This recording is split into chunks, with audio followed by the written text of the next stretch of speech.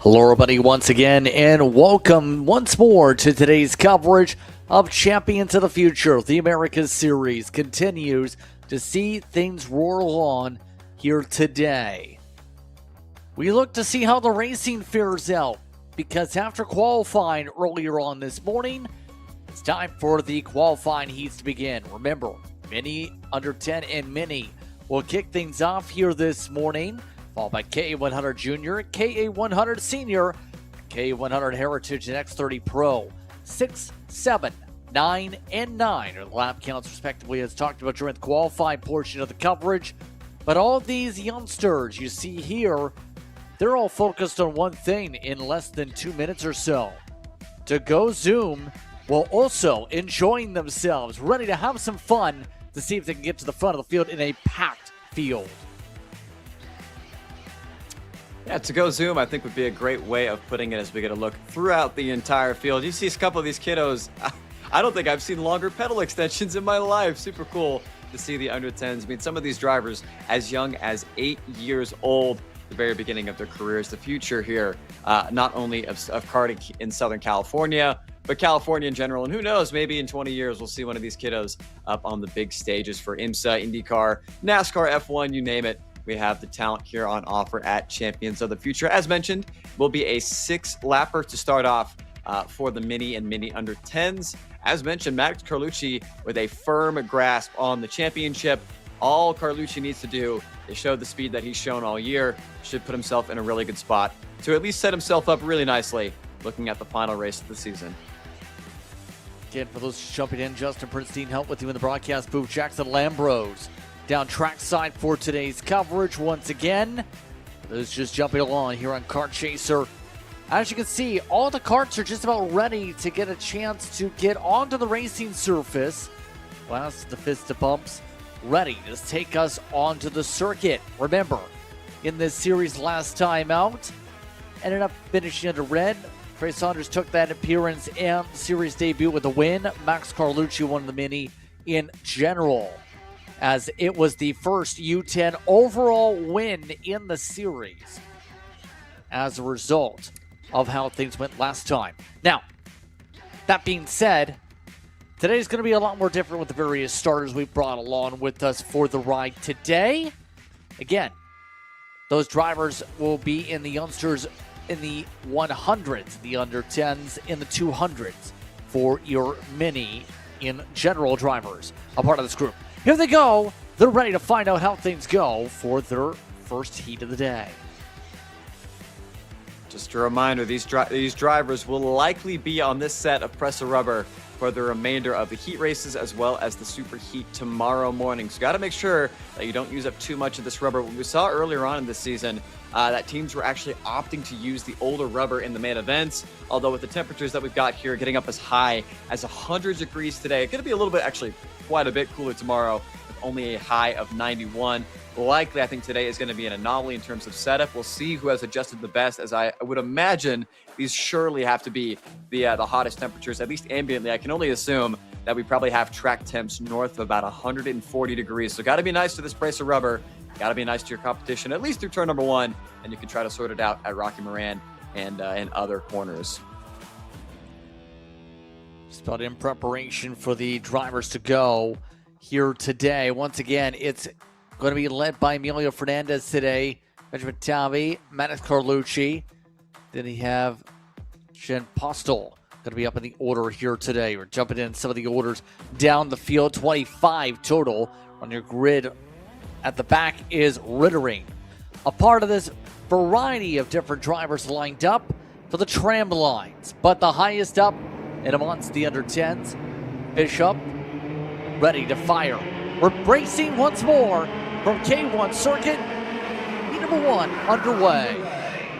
Speaking of Max Carlucci, an opportunistic move up the inside. Got to be careful here, ladies and gentlemen. Kendall West even going to try to sneak herself up from the inside of row number 3, Kendall West, one of your championship contenders, alongside Max Carlucci, making the great move up into position number 2. I think the big loser there was Benjamin Tav, as he finds himself all the way down to P5 as Apostle Lachlan goes up the inside there. Great move from the Formula Works driver. I think the big thing that we have to look out for, especially at the sharper end of this field, is the Nash Motorsports pairing of Benjamin Tabi as well as Maddox Carlucci. Going to be looking for those two to link up very, very early and make sure that is nothing but a blue and fluo lead for Nash Motorsports. As you can see, Lachlan, or rather, I believe that is Benjamin Tabi fighting back already. Nice clean and green start for the ladies and gentlemen. We'll see who's going to be leading come turn number 1. Keep an eye on this here as you see the top two breaking away. First lap getting ready to close up in the books here. They make their way down to the front straight away. A good start, as you mentioned, by the blue machine up at the point, that being Carlucci. Kendall West giving assistance here. They've already built up half a second. You have Postel, Tabi, Zansky up in the top 5 in amongst your order so far. So strong. Your highest up in the under 10s is Carson Bishop with a couple position cushion over Matty Jacek.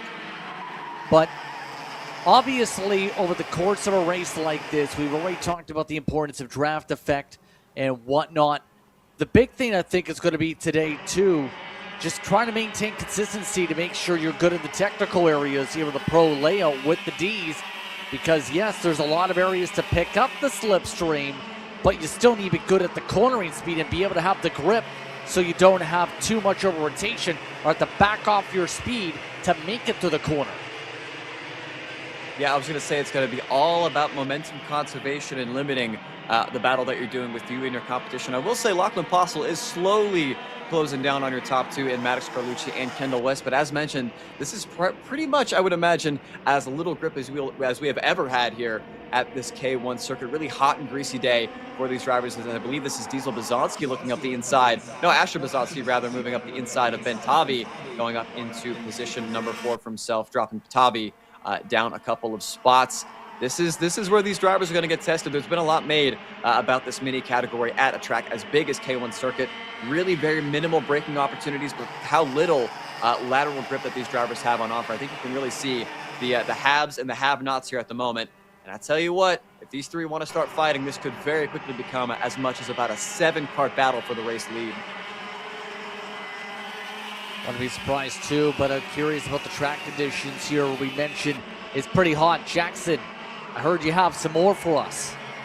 Yeah, JP, I got the temp gun in my hand, and 133.3 what I'm seeing on the gun right now, but Dino's prediction for sure going to be right when you consider we're going to get up to probably around 100 degrees Fahrenheit ambient today. That's not something we haven't dealt with before here at Winchester, but you realize the fact that we're coming off of Southern California's most humid week in over a decade. Shade's doing nothing for these guys. It's sticking to everybody here on pit lane like crazy.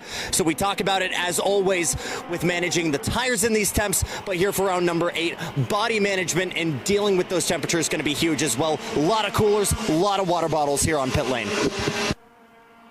Stay hydrated is the main message for anyone in the state, let alone at the facility here today.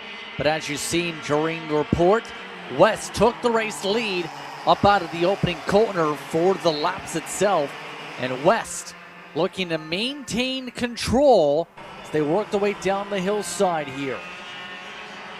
I think it's been a bit of a strange season for Kendall West at times. I mean, I can remember watching at Spring Mountain. She was nearly untouchable. Unfortunately, the race got away from her at the very end as we see Lachlan Postel in the GFC Formula Works machine moving himself up into position number 1. Just as quickly as we had a 3-kart breakaway, it is now a 6-kart fight as the likes of Asher Bazonsky, Emiliano Hernandez, as well as the highest running under 10, one of the drivers, I believe, leading the under 10 standings. That is Carson Bishop at the end of, once again, what is now a 6-kart train with Benjamin Tabi, who has really gone backwards, as well as Ezra Medina, the biggest mover thus far, as we had a spinner in the back on the shopakr.com replay. Unfortunately, one of the drivers with a Senna-style helmet has gotten himself turned around. I believe that probably is going to have to be maybe Vega Isaiah, I would have to guess, but we'll get a confirmation a little bit later on. Still coming, 2 to go this time by. You just got to think Asher Bazonsky, one of the more experienced drivers, likely his last year in Mini Under 10, and one of the drivers still in the fight as Kendall West has gone off at turn 5.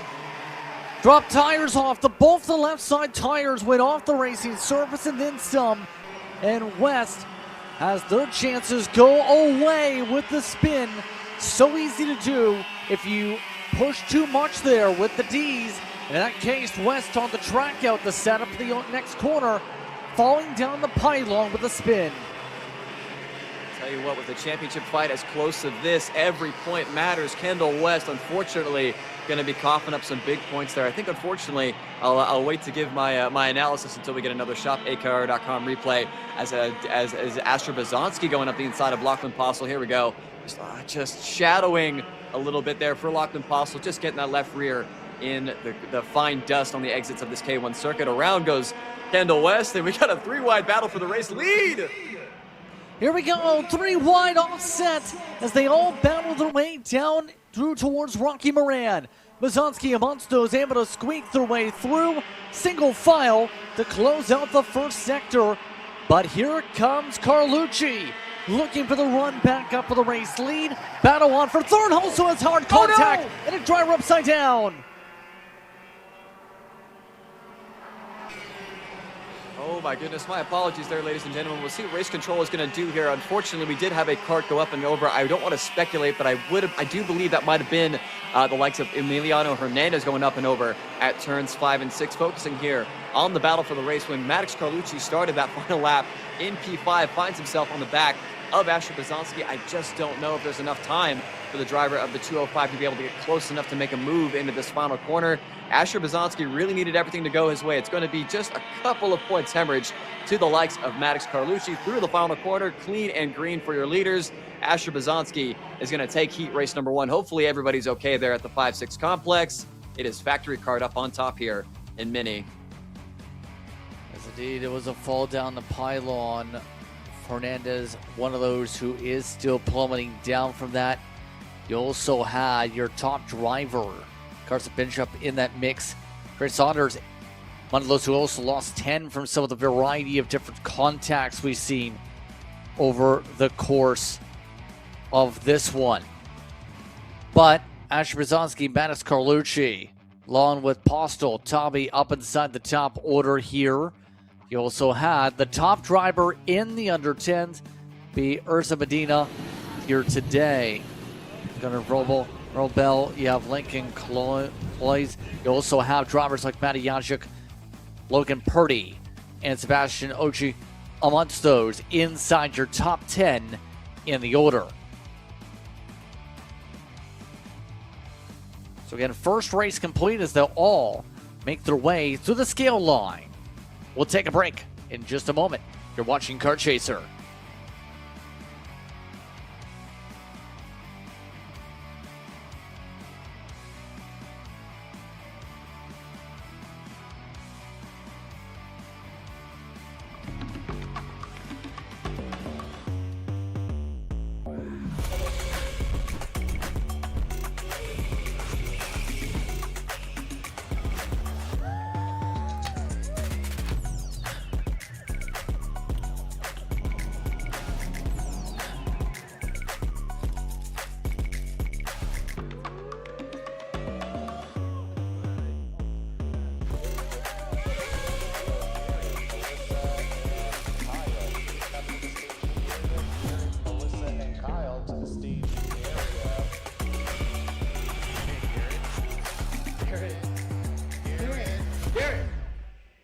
Let's go race.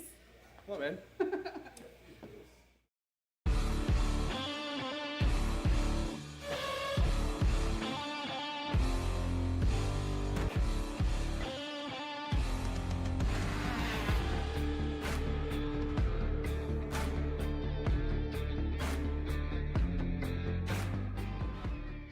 Welcome to the future of kart race preparation. Kart Sim Pro North America, featuring laser scanned North American kart circuits and precision-tuned kart physics developed using real telemetry, dyno and tyre data. Kart Sim Pro North America delivers the most advanced and realistic kart simulation experience available today. Whether you're training for race day, refining your lines, or shaving tenths off your personal best, Kart Sim Pro gives you pro-level insight without leaving your home. Trusted by world champions, coaches, and karting enthusiasts alike, this is where virtual practice translates into real-world performance. Experience the thrill, the challenge, and the edge. Kart Sim Pro North America. Use code CHASER20 to get 20% off today.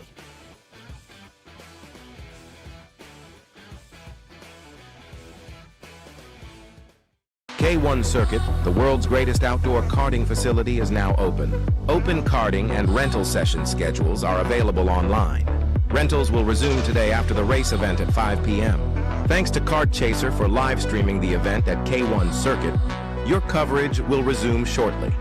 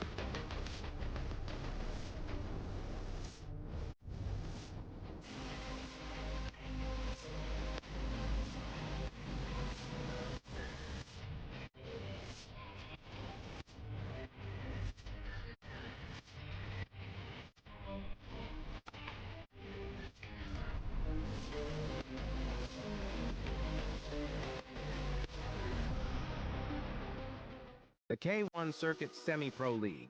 This is a competitive race series with two classes. Junior Series for those who are under the age of 18, and the Senior Series for those who are 18 or older. If you think you have what it takes, come out and prove your skills on League Night. Both schedules are live on the K1 Circuit website.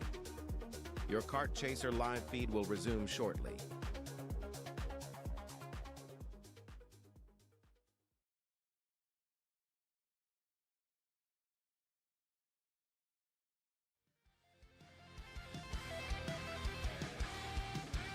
Looks like our next group of cards just about ready to roll onto the racetrack after the last race ended with some intense battling and one driver upside down in Hernandez, but Hernandez was able to get to the edge of the track and to the safety of track workers after their incident in the minis in under 10s per report. But our next race involves the KA100 Juniors here, Dino. And that means we have a pretty big field that's looking to battle. You have a lot of access machines that are going to be in some of the Hornets' nest, but it just so happens to be a Formula Works that leads the way in Junior. I was going to say the duo of Forrest Blair, as well as Braden Wagner, who's currently, remember, sits only 35 points back of Sebastian Hauser for this championship. Hopefully, for the Formula Works GFC's sake, that they will be able to work together. Lots of different teams currently represented inside of this top six. I think it's the big difference that we see between the K100 Junior and Senior categories. A lot of teammates in 100cc Senior at the front. Not so much for this Junior category. You got to be thinking, if you're the likes of Daniel Ramirez, Aaron Spears, Luis Martinez, just try to go for some victories, try to, maybe get yourself up the running order. But realistically, this is a 1v1 best man wins between the likes of Braden Wagner and Sebastian Hauser. Hauser's coming from a little deeper in the field, albeit, fourth is it's kind of funny to think about that's deep in the field for the likes of your championship leaders. We get a look at the running order. I hope that the boys and ladies play nice, but likely I think we're going to see Sebastian Hauser go for the win. We've heard him before, not interested in thinking big picture. He wants victories, and the points will fall where they may. Again, it's Blair, Ramirez, Spears, Wagner, Hauser, Martinez, Zansky, Whipple, Hodge, Sato.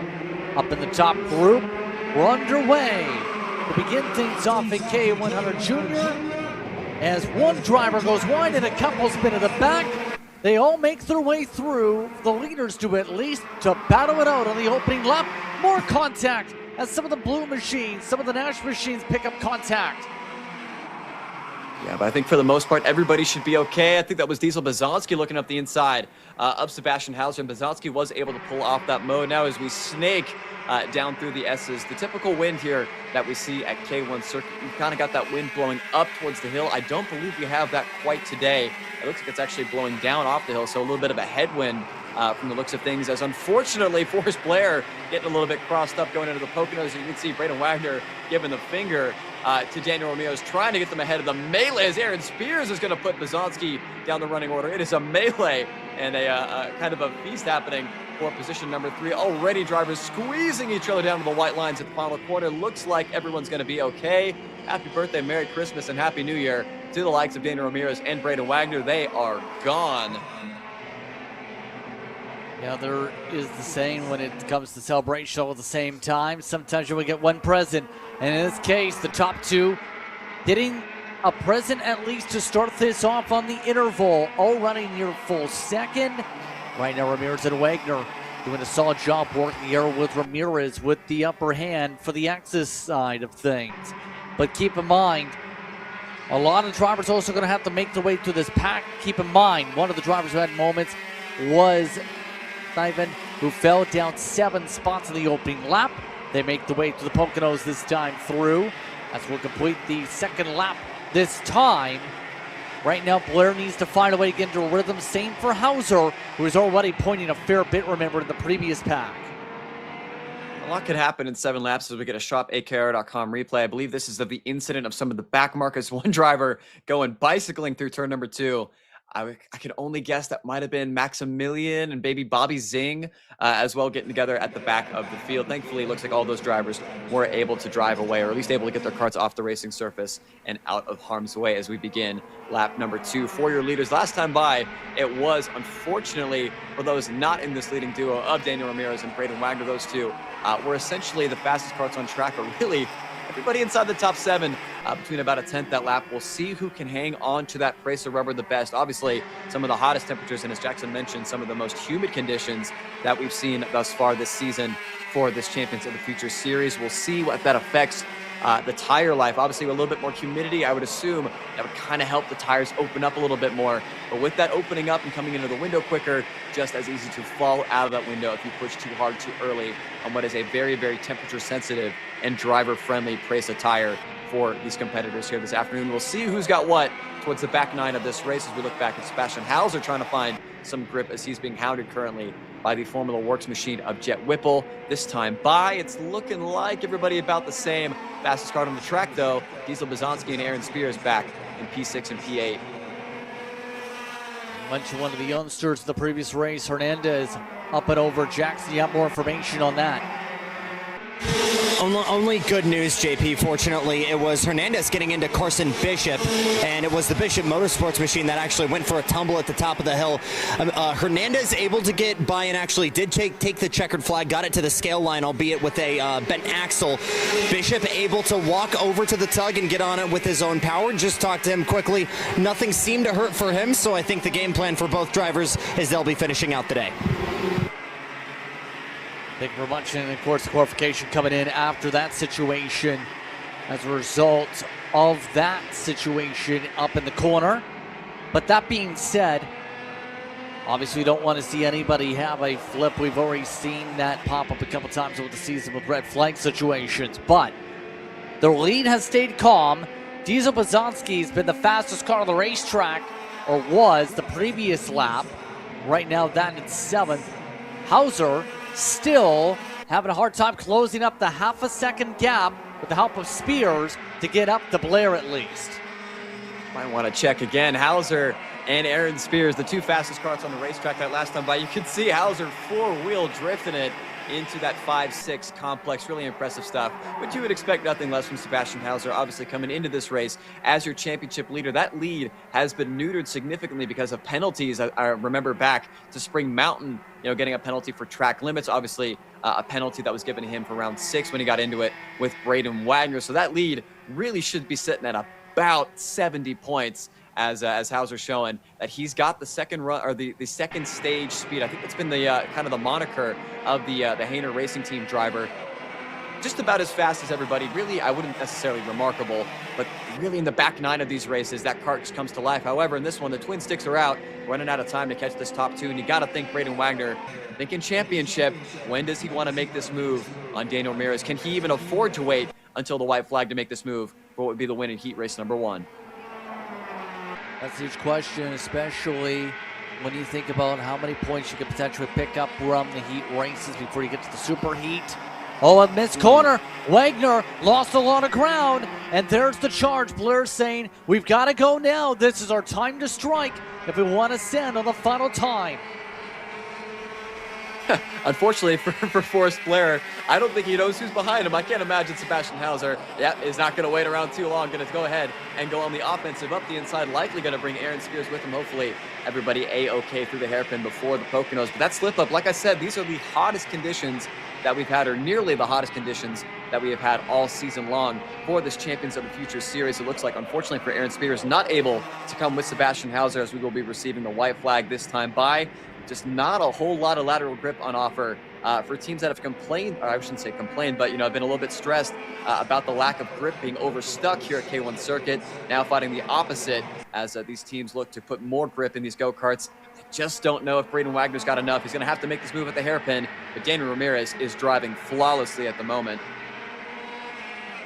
Looking perfect down front. Ramirez started towards the front, is maintained. Look at this back here. Hauser amongst those in the battles. You've seen that with Spears. You see that right now with Blair amongst some of the shuffle down the hillside. But Ramirez maintaining only one more sector to go. Try and pick up a heat race victory. Daniel Ramirez keeping holding on. And look at this. Spears going on for a set on the outside. All sorts of charges. Bizonski is caught up into the mix of all of this. A bit of bumper cars for third. But it's Ramirez coming to the final corner. Wagner trying to go deeper. Couldn't do much with it. Despite the pull at the end, Ramirez holds on. Wagner in second. Hauser holds on with the battles heating up behind. I tell you what, Sebastian Hauser pulling out all the tricks in the bag. Had to use everything there on the second half of that lap. Really was under a lot of pressure from Aaron Spears. Super big defense on the exit of the turn 9 hairpin. Was able to pull away after the big park going through the Poconos. You can see it just happens that quickly. You think you got a good gap, and then all of a sudden you start fighting, and a 2 or 3 kart battle becomes as much as 7 there, as we had a quite an entertaining finish to this race. It is Daniel Ramirez taking home the victory by just over a tenth. You got to think for Braden Wagner might have let that one slip, both figuratively and literally at turns 5 and 6. Coming to the white flag, he'll have to regroup and find some better speed, but was ultimately able to make up just a couple points on Sebastian Hauser. And you never know how much those little bitty points can be. They all add up at the end of the season. We'll see if any of these drivers can find some more speed looking at heat race number 2. We'll definitely keep an eye on that. Here is, mind you, the drivers that are going to be to the workshop. You have Keaton Franco still coming across the line.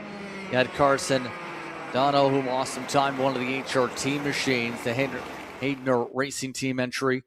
You also throw in some of the others that fell laps down, like Bobby, Zane, and some others. But they're all peeling into the scale lines after that run through. Just like that, halfway through the Heat 1 rotation in the blistering California sun.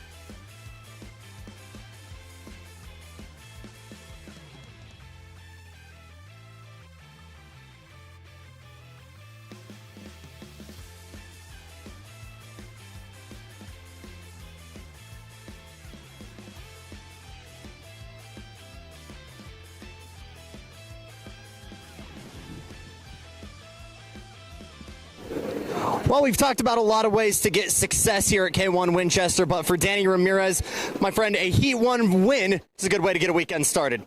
Oh yeah, for sure. It's a big confidence boost. It shows that I can win it, and I just have to keep going from here. Obviously, it's been a little bit chippy in this category the whole season. What's it been like all season long battling with these guys, specifically Braden Wagner? Braden I think, is one of the best drivers here in the grid. He's so mature, he's fast, and yeah, he's not dirty at all. You're already at a point, I think, where you're obviously in a front-running kart. What else do you feel like you need this weekend for success? A little bit of luck. Just, it all depends on the other drivers.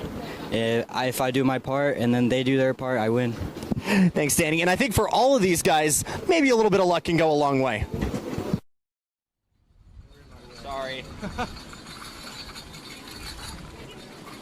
Interesting conversation there, Dino, to say the very least. But hey, on the bright side, it was a checker flag for the 345 once again that came into play to lead to that interview, I guess you could say. I love the honesty there from Mr. Ramirez, and got a little bit of swagger to him. Obviously, held off the field there to take the victory in heat race number 1. Maybe a little bit of shade thrown the way of some of the other drivers, but either way, a very impressive run there for the Axis Kart Sport machine, and we'll be seeing a lot of the black and red coming up here in K100 Senior. It has been the season of the zebras versus the black and red of Axis Kart Sport. Got a couple extra faces thrown in. I'm really excited to see what your 2022 ARCA West Series champion in Jake Drew can do in his return to 100cc racing here at Champions of the Future. I would keep an eye on him specifically. Got about 10 guys I think could take home the victory here in K100 Senior. And obviously, with the absence of Johnny Stamps, a huge opportunity in the points for essentially everybody, but specifically in Archer Eversman. We got the schedule coming up. K100 Senior coming up next, then K100 Heritage, as well as X30 Pro. We go into our lunch break and come back at 1:20 p.m. Pacific time for Mini Under 10 and Mini for their second heat race of the afternoon. Nothing but great action coming up here for Champions of the Future. Good slate of racing, and again, at least a 1 hour lunch break mixed in, plus 20-minute prep time to get through the gates for qualifying Heat 2 once we get to that part of the rotation here today, as just about a minute or so away from the estimated start time for the KA100 seniors. And of course, the big thing, you mentioned Drew, of course, coming on in, but you also have plenty of other drivers that are looking to make some runs for the Pacific Northwest, like Jack Grout is also making an appearance here. Going to be interesting to keep an eye on. You have the Speed Sense camp that's amongst those we've seen pop into the radar here for this weekend. We've talked about, in terms of variety, different appearances at least in the different classes for Isert, going to be down, for example, in amongst the top 10. But again, lots of points on the table here, especially for these competitors as they hit the racetrack. Our third group for heat number 1, ready to go racing.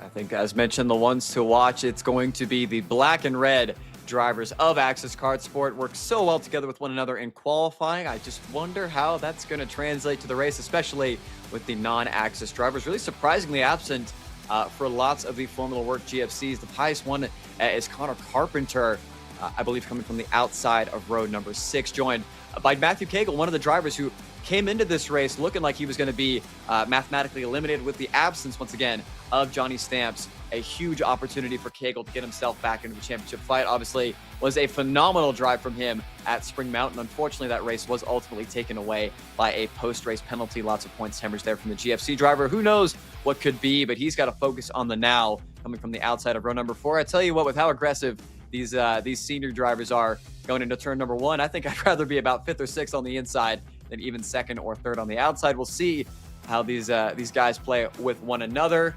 Hopefully, no alarms, no surprises, and we'll sort this out at turns number 5 and number 6 in the midway point of lap number 1. We'll definitely see and keep an eye on that right here, as Menchu, as said, is your top driver, part of that order of 23 that hit the track here for today. So all get ready to start things off.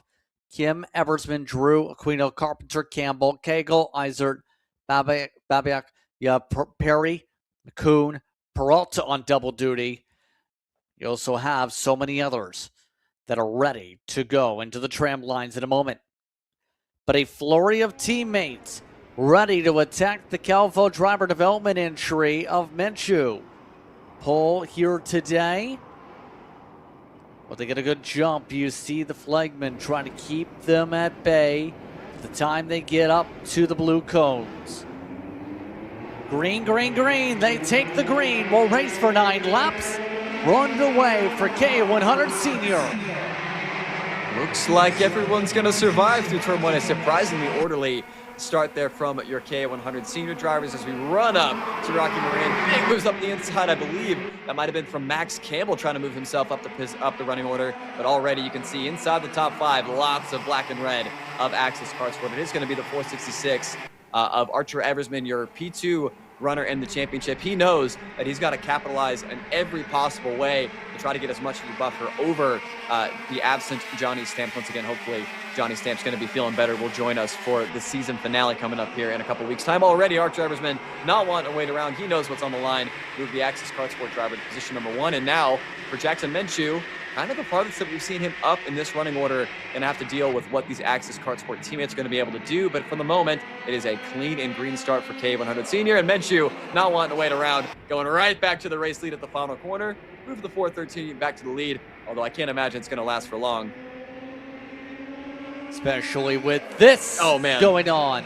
Send for Eversman. Aquino. Amonso's able to shuffle forward. Eversman now leads, and here comes a lot of Axis Karts trying to squabble their way on through. You've seen some brave sends back there as well. There are some hold your breath moments happening going up towards Rocky Moran. Unfortunately there for Jackson Menchu, it happens that quickly. You take the lead at turn number 9, and already midway point of this lap number 2, I believe he finds himself already back to position number 7. And wouldn't you know it, we've got a 4-kart Axis Kart Sport monopoly here at the front of this field. I do expect nothing less from this team. One of the newer organizations here in Southern California, but certainly no shortage of talent from the boys in the black and red. It is Eversman from Max Campbell, Lane Kim, and Jake Drew inside the top 4. You can see on the shopakr.com replay, I believe that might have been Steven Eisert making the big move up the inside of turn number 1 on Aiden Aquino in the Kart Republic machine. Really, really aggressive, elbows out racing here as Aquino trying to move himself back up into position number 5, but already it is best of the rest behind the black and red. So for comparison, Menchu down to 11th, but Jackson, right now, Axis has a team 1, 2, 3, 4, and they're all having fun battling each other. And if you've looked at how they've ran, whether it was in qualifying or warm-ups this morning, they've intentionally waited until the vast majority of the field has gone out before they go out 4 karts bumper to bumper and running exactly as they are on screen right now. Pretty much exactly what they were hoping to be in. And again, you got a handful of guys able to run rear gunner. You got 2 very fast guys out in front in the form of Jake Drew, Archer Eversman. But this is exactly according to the playbook. Matt Johnson, Connor DeMond, we're hoping the way things were going to play out. You got to remember, though, Aiden Aquino, also now a part of that Calvo driver development program. He's hoping he can find Jackson Menchu a little bit further back. Going to be curious to see if this lasts all throughout the rest of this one and through some of these heat races here today. On lap number 4, Aquino just had the fast lap of the race in the 1:03.8, should rather say. Majority of the leaders are in the 1:04s at the moment. So obviously, we've seen a little bit of changing amongst the teammates already a little bit here. We obviously know the game plan is to work together, but eventually when do you say, okay, one of us needs to pick up positions here to help with our point situation? I'll tell you what, my stomach is in a knot right now for Axis Kart Sport. This looks phenomenal on paper, but I tell you what, you've got 4 very different agendas inside this teammate grouping. Obviously, Eversman, one of the main protagonists here in this championship. Ian Kim, shown speed at times. I can remember was super quick when we last visited Spring Mountain a little bit earlier in the season. I think he hasn't quite had the season that he would have wanted. Obviously, for Max Campbell, kind of the same boat. And then Jake Drew, he is headhunting. He's doing a Christian Brooks. He wants nothing but the top step of the podium comes Sunday afternoon.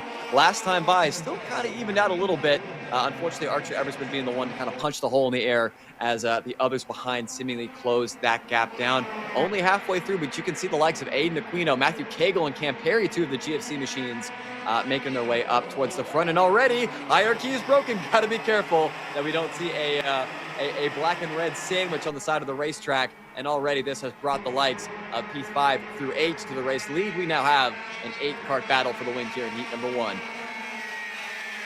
That was about to say, yes, we've seen consistency for the front 4, but the faster laps are down in 7th, down in 6th, down in 5th. A part of those on the gain up. Kegel amongst those, who's closed on into the group just outside the top 5 here. Who will be the first one to try and break them up. You see Aquino try to stay tucked in. A little further behind for Kegel and Perry as we'll complete lap number 5. About 4 laps to work with on the board. No one taking a risk yet to break up the teammates with Kim now in front. Yet.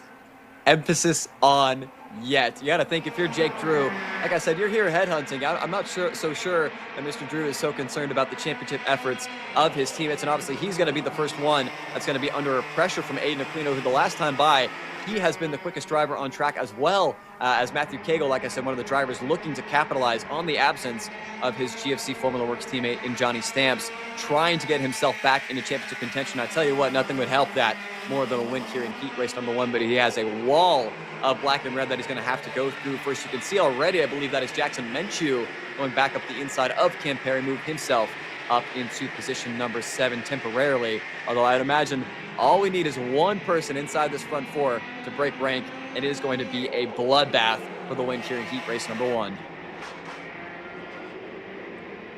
I think so. It's going to be interesting where this all goes. You see some adjustments to the needles for a couple of the order. That was Menchu on the dials back there. Carpenter got just now into the top 10 by McCoon. Your biggest movers in the field are just so happen to be in this group, basically. +4 for Campbell, +4 for Perry amongst those in the order. Here we go. You see the sends. Kegel trying to go after it. So it looks like the time is now, with us coming up to 2 laps to go, but that's again built up the gap for Team Axis Kart Sport. I think Aquino might have overplayed his hand, really tried to force Jake Drew to make a mistake there at Rocky Moran, and unfortunately compromised his run through D number 1 into the 4-5 complex, and Matthew Kegel not wanting to wait around. Like I said, for Matthew Kegel, it is do or die coming into this race, over 100 points back of Johnny Stamps. He's got to get the points quick, fast, and in a hurry, and like I said, at some point, you got to think, as good as these Axis Kart Sport drivers have worked together, somebody is going to want to make the move. The twin sticks are out. It is going to be an 8, maybe as much as a 9-kart battle if Mr. Steven Essert is going to be able to get himself back up into this fight. I just think you got to think this is the most uneasy truce I've seen between teammates. 4 different agendas at play. Who is going to break rank first? Everybody's question right now. We've seen it break rank a couple times. There's a little bit of a break in the rank with Drew taking over to the top 3. Kegel a little bit closer that time to Campbell with the swap around. Nothing doing as they go down the hillside once again. But Eversman starting to build up a bit of a run with that. Will he take it anywhere? Nope. He'll just back off, preserve the equipment as we approach the 1 to go mark. You can tell Drew at the very least is thinking about trying to make some passes. Does Eversman now go for it to try and maximize his points, as this entire train has been unable to break up the team 1, 2, 3, 4 yet, still with the 1 to go. I don't think there's a name more synonymous with non-shifter Southern California karting than Jake Drew, and you're going to see it here. Eversman's hand is forced by Drew. Unfortunately, Kim is going to get the short end of the stick, likely going to have to hang it around the outside of Rocky Moran. We'll see if Drew's going to cut him a break. Looks like he will. Surprisingly, is Kegel going to capitalize here and move himself up into position number 4. Just not quite close enough just yet. You got to think for Archer Eversman, get as many points as you can. Oh my goodness, Jake Drew almost just pulled off a huge move around the outside of turns number 4 and 5. Not quite able to get enough overlap there on his teammate in lane Kim. So pretty healthy lead here for Archer Eversman. Big points on offer. Johnny Stamps, I'm sure, is tuning in from home here on Kart Chaser. Not what I'm sure the driver of the Formula Works GFC machine is going to be wanting to see. Just don't know if Kim's got enough. This is going to be a battle between Jake Drew and Matthew Kegel for the bottom step of the podium here in heat race number 1. Justin, they're all yours. Here we go. Does anyone take a change here? Eversman in control, coming up to the checker flag. Kim stays behind as Eversman wins it. Gets it done by just under 0.2 of a second. Drew, Cagle, Campbell in the top 5. Metcher did get back up to 6 with that battling. Guido, Perry, and Eisler did drop back a bit. Muncher top 9 with Carpenter. Pulling away 3 seconds for McCoon inside the top 10. But Archer Eversman does indeed pull the pin there, Dean, and does indeed get the checkered. Yeah, maximum points first heat race. Remember, 50 points that he's got to close down to the likes of Johnny Stamps if he wants to take over this championship lead, and that is exactly how you do it. It was not a sweep of the first 4 spots, but considering how tightly packed and how contested it was there at the front of the field, I think Axis Kart Sports got to be feeling pretty good, unless you're Matthew Campbell, who kind of drew the short end of the stick. Jackson Menshew, your pole sitter, unfortunately kind of got freight trained there, was not able to dig himself out of the hole. He finds himself P6 next to his Calvo driver development teammate in Aiden Aquino in position number 7. Cam Perry, Steven Eisert, as well as Connor Carpenter capping off the top 10. Great stuff here from K100 Senior, K100 Heritage, and X30 Pro coming up next.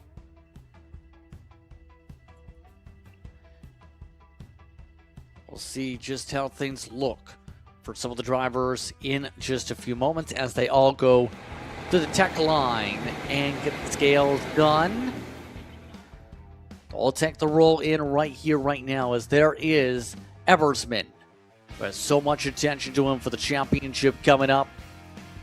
The entire team going to be in high spirits. You see coordination with Kim and the celebration with Kim. Part of the 1, 2, 3 up on the pylon. Some of the are notables in the order, a lot of +3s, but Cagle with the +4 going to make things to watch for. There is a big jump into the line involving Peralta.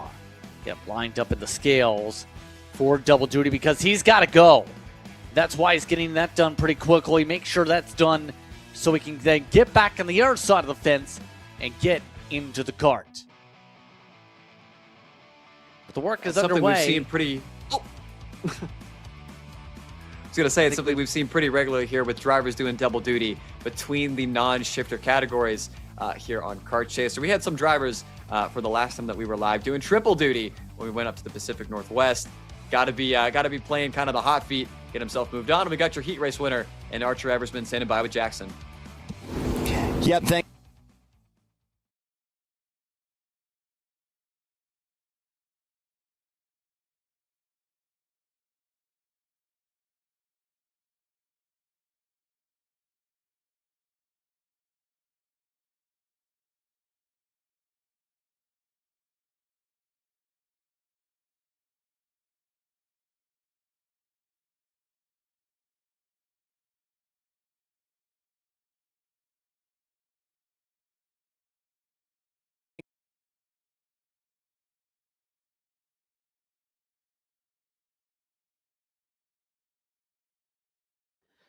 Once again, more coverage coming up.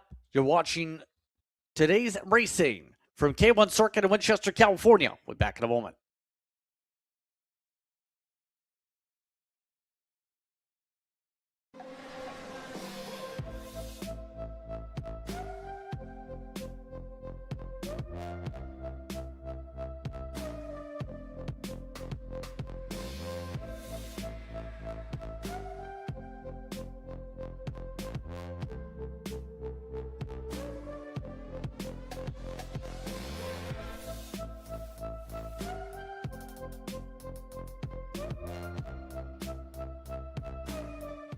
Macro Motorsports builds champions every day, drivers who won on the world stage. The Tillotson T4 Series is pure spec racing.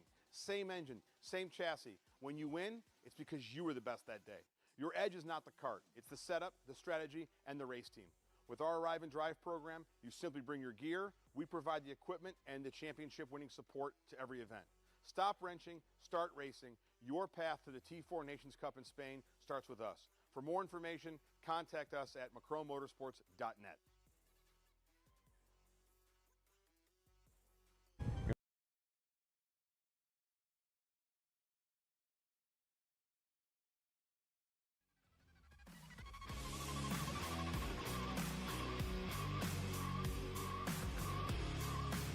As you can see, karts are on the racetrack. It's Heritage and Pro grouped together. We're about to find out how things go before the lunch break here today. Justin Prince, Dean Helt here in the broadcast booth. Jackson Lambros again trackside.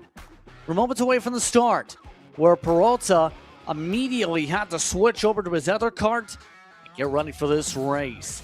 Start alongside Carmselli. You also have Wrigley Keys. You have Nolan Bishop in the order for their class. Then you have Kastner versus Gomez. They're going to be grouped together on the third row on back on your grid. You have Heddervik, you have Isaac, you have Eck that are also going to be grouped up together. Ready to fire off our fourth and final group for Heat 1. Green, we're underway. And a good start for Peralta as they make their way into the opening corner. The red and black machine goes as there's a bit of trouble back there in the Heritage. I think unfortunately that might have been Tony Gomez and Andre Isak getting together. So as mentioned, some of the Heritage drivers getting together, but already single filed out. I believe that might be, it could be Heddervik that has come out of this with the racing. We'll go ahead and get confirmation once our timing and scoring updates, but already some drama there for your leaders. I believe that was Ryan Kosner that got himself sideways in front of the field. We'll see rather if we can get a replay of that for those watching on Kart Chaser. At the front for X30 Pro, it is Gerardo Peralta, who, as we saw, had to cut the line there and scales to move himself into this X30 Pro machine. Got to be thinking, going to take a lap or two to get that kart warmed up. One thing about these X30s, there's a lot more wear, a lot more energy going into the tires than the K100 categories. At least I would imagine. Got to make sure you hang on to this compressor rubber. I would love to see, this is essentially round two between Sergei Karamaselli as well as Ricky Keys. Those two have a bit of history off of the back of round number 7. Going to be interesting to see how this develops. One of the smaller categories, but certainly one that has not been short of action. We'll see which one of these manufacturers, which one of these chassis comes out on top here in heat race number 1. Never was drama-filled in the Heat 1 last round as you see the switch with Keys making a change up for third. But to say, remember, leaders had an incident up in the second sector in the battle that set up things for Keys to get the win after the top two collided. Remember, this time through though, we'll see if there's fireworks. We'll see if there's a little bit of sizzle at the minimum. Here comes the run for the 604 to the race lead. Yeah, pretty impressive stuff. We know Sergei Karamaselli not interested in sitting around behind everybody. He wants to lead, as you might imagine. He wants to lead from the front. Surprising to see him pulling tape there with the temperatures that we have. I'd imagine these X30 power plants that are water cooled, as unfortunately we've lost. Gerardo Peralta is going to go ahead and pull himself into the pit lane. We'll see if we can get confirmation as to what has happened on the 605 machine, but currently what was a 4-kart battle now becomes a 3-kart battle as Wrigley Keys goes purple. Just because we've lost one, I think we've still got a good fight here coming from the top 3, but already some drama from one of the favorites. Just like that already. Lose a fair bit of points. Yes, it's a small group, but still, control is king. And right now, the 604 point away. Carmselli has the massive advantage already, up by 210, picked up in the sector alone down the hillside. Heddervik, by the way, is leading the Heritage class at the moment over Kastner. Gomez right now is 5 seconds back. Your points leader away with the lock. Trying to just and pick up more time. Not having the best of fun to start. But really speaking here, been a good run this year for the 604 to say the very least. But runs like this are why Gomez is down the order, having to go very wide. Yeah, that was Gomez, Andre Isak, and your pole sitter and Ryan Kosner. Not really sure what happened there. I think maybe just some argy-bargy, maybe some drivers having a disagreement, but luckily all drivers able to keep it pointed in the right direction. Nobody bicycling there at turn number 1. Everybody should be able to be A-OK. For a quick update there for K100, or Heritage rather, it is Brad Heddervik, kind of the big winner of that situation, and it is a flat right rear tire for the 605 of Gerardo Peralta. Unfortunately, that's going to bring that driver's heat race to an end. Luckily, only 4 drivers in the X30 category here this weekend. Worst case, starts outside of row number 2. Should not be a day killer or a weekend killer by any stretch of the imagination for one of the drivers pulling double duty here this afternoon. Checking in, there is your race leader in K100 Heritage of Brad Heddervik, currently I do believe it is Tony Gomez, about a second quicker that last time by than the race leader. But thus far, and kind of that old retro style Tony Kart, love seeing those colors. Really kind of a throwback to many of our first days of karting in the late 2010s, or really in the late 2000s, I should say. Kind of cool seeing that scheme, looking really, really good out in position number 1 as the battle for the race lead, currently sits at about a second between the likes of Kermaselli, Wrigley Keys, and Nolan Bishop. About halfway through this time complete, by the way, as they make their way through and still maintaining the gaps. But as we keep an eye on some of the drivers, one of the big things is when it comes to some of the drivers is they have a lot of experience. The Weber racing machine, keeping things steady down the hillside in Hendervik. One of those we've seen pop up a little bit. Lean-wise is one of those, I believe, with an engineering background, but it's also family that's raced as far back to the 1990s. You'll find some references to the IKF major days of action. So a lot of experience you'll find in the Heritage class, regardless of where you're at position-wise, with a lot of starts, upwards of 20-plus years of the expectation in this class. Yeah, pretty impressive stuff. Many drivers here, not even as old as some of these drivers making their starts here in this K100 Heritage class. Although in terms of experience, I think Brad Hedderbeck is about to experience Ryan Posner here pretty quick already. That gap is down to 1 second. The driver of the best kart, your pole sitter, who, as we saw, didn't quite have the best of starts, trying to close up that gap. Although slowly but surely running out of time. I believe we'll be seeing the Twin Sticks make an appearance.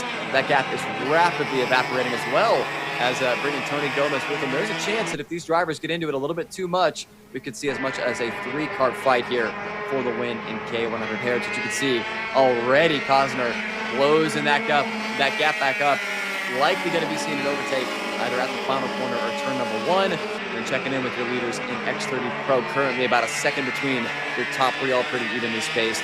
This is looking like it's going to be the big fight in the for the finish into this heat race number 1. Right now, Sergio still holding on for the time being and maintaining. Gap's closed up a little bit on the long run with these last time. Still keep an eye, though, on the Heritage lead because that's now bumper to bumper just about. Here it comes. Cosner able to come on through. The 516 takes over the race lead and now looks to try and steady up because at the moment it's a 3-kart battle in amongst these KA Heritage machines with less than 3 to go. I'm going to say, not really giving himself much of a choice as he's bringing Tony Gomez with the big move up the inside of turns 4 and 5. I think, unfortunately, just not quite enough pace in that 526 machine of Brad Hedderbeck. You can see they're the 2 main protagonists of this evening. Obviously, Tony Gomez having already mathematically clinched the championship in this K100 Heritage category. Been very quick in his own right thus far this season. Gotta have to go up against a new challenger, as mentioned, in Ryan Cosme, the pole sitter, versus your provisional champion. Got to be fighting it out here for the race winning heat race number 1. Gomez has been considerably quicker this last time by, or I should say these last couple of times by, in that lakeside karting machine. I can only assume this race for the fight, or rather this race for K100 Heritage, not done just yet. It's got to make it quick, as the Twin Sticks have appeared. Couple laps to go. Pressure still keeping high right now as Cosner's best kart gets under attack. Here comes a Sen. A little bit of a look with Gomez. Tried it deep through Rocky Moran. Didn't work. Now it's in our setup. Gomez looking for another 1 built back up in that 505. He's been able to make these charges before. He's looking to do it again down the hillside.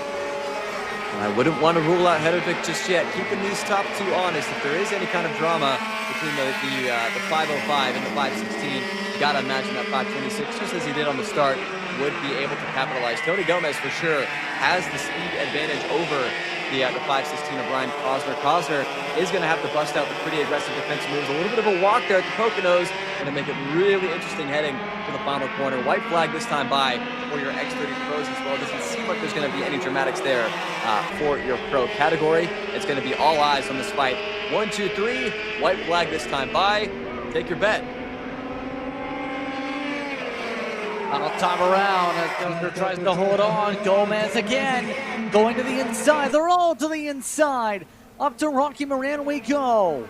Coster tries to hug the inside curve. Gomez getting held back pretty aggressively here. Again a slam to the inside to hold back the inside groove. Gomez still can't get the run. Just not quite able to find the space. Really good job and very measured as Sergey Karamaselli takes heat race number 1 in X30 Pro. Looking like that Kart Republic's looking pretty stout at the moment for MSRT Maxwell Motorsports. As the battle is still on, it looks like Gomez looking almost head and nose up the inside there of Ryan Cosner. Just not quite able to get there. Ahead of Vic looking around the outside as we make our way up to the Poconos. It's going to have to be the switchback, more contact! Tony Gomez and Hedovic, contact there at Pocono number 1. That's going to give the race victory to Ryan Cosner. Drama there for P2 and P3. Oh my goodness. So contact heats up in Heritage to secure the win for the best kart, and Cosner and Gomez, amongst those, going to the drawing board. You have Isaac going up the order into second as a result of the calamity. We mentioned Sergio getting the victory, but you've seen it break down. Right there, you see across the curbing, across the front nose they go. Yeah, I think just a racing incident there. I think Gomez was trying to set up Cosner for the switchback, and Hedervik saw the hole, went for it, and unfortunately Gomez, none the wiser that there was going to be a Tony Kart up his inside. Unfortunately, a little bit of contact there at the first of the Poconos. I think kind of just glancing blows, a flesh wound, as some might call it. Hopefully, all drivers are going to get away from that A-OK. It is Sergey Karamaselli winning an X30 Heritage or an X30 Pro. It is Ryan Cosner reclaiming position number 1 in K100 Heritage. We go to the lunch break. See you guys at about 1:20 local time. You can see Tony Gomez shaking his head there. A lot more racing to come here on Kart Chaser. We'll see that after the lunch break. We're expected to hit back at the racetrack approximately at 1:20 p.m. Pacific time. Gates will open at 1 o'clock, but it's lunchtime. Ready to go munch as these drivers get a chance for a reprieve.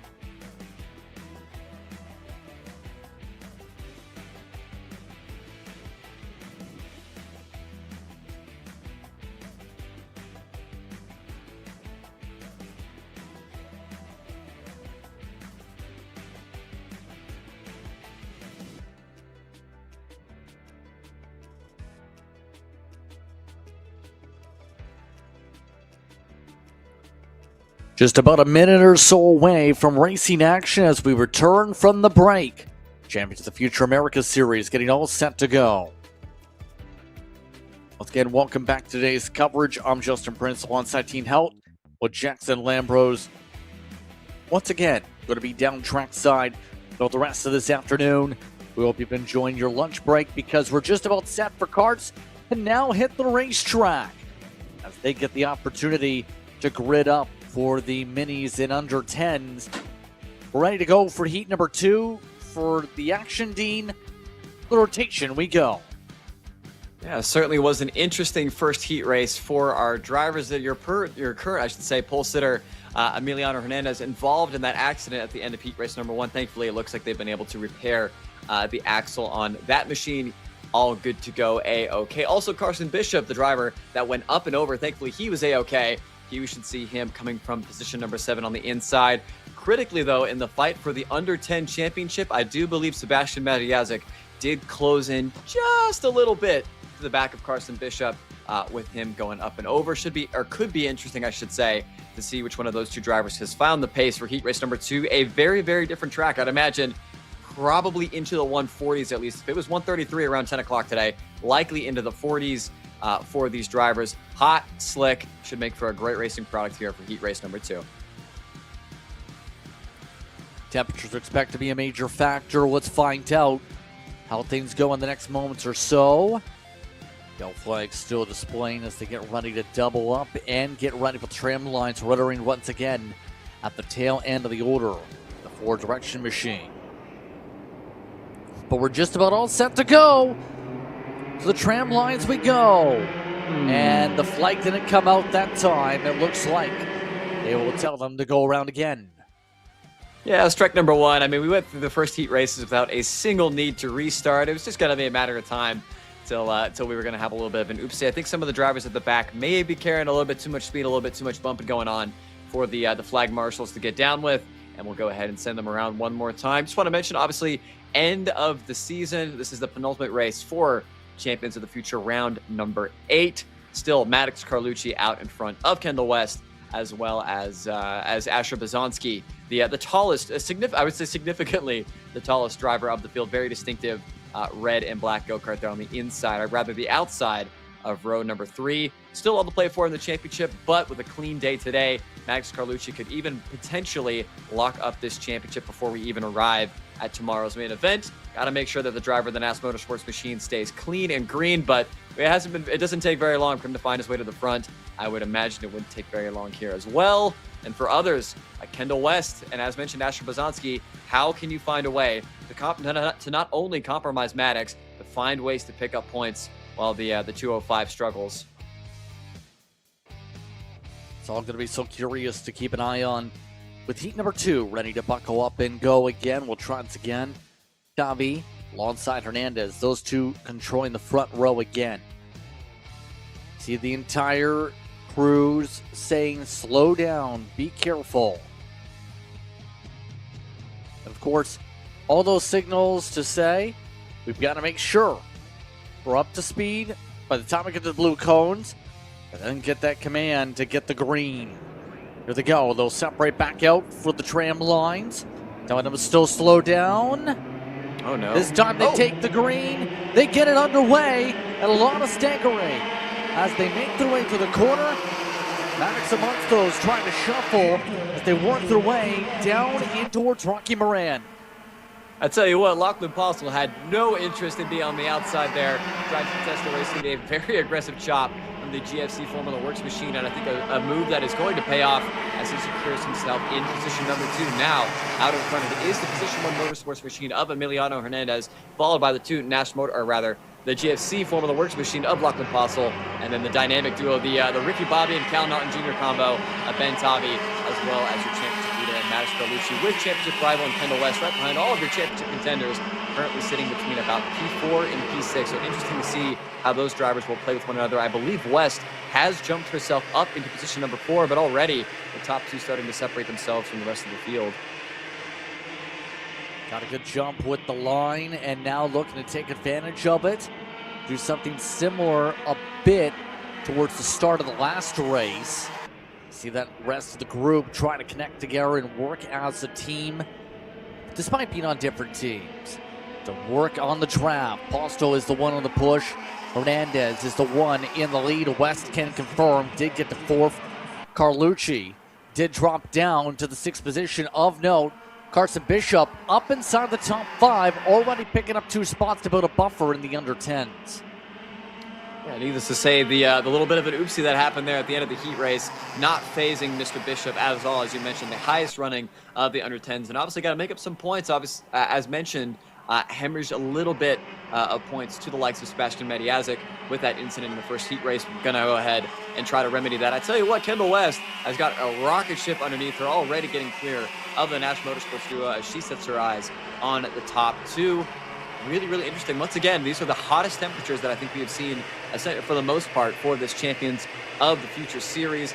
Who has set their go-kart up for the now, and who has set their kart up for the later?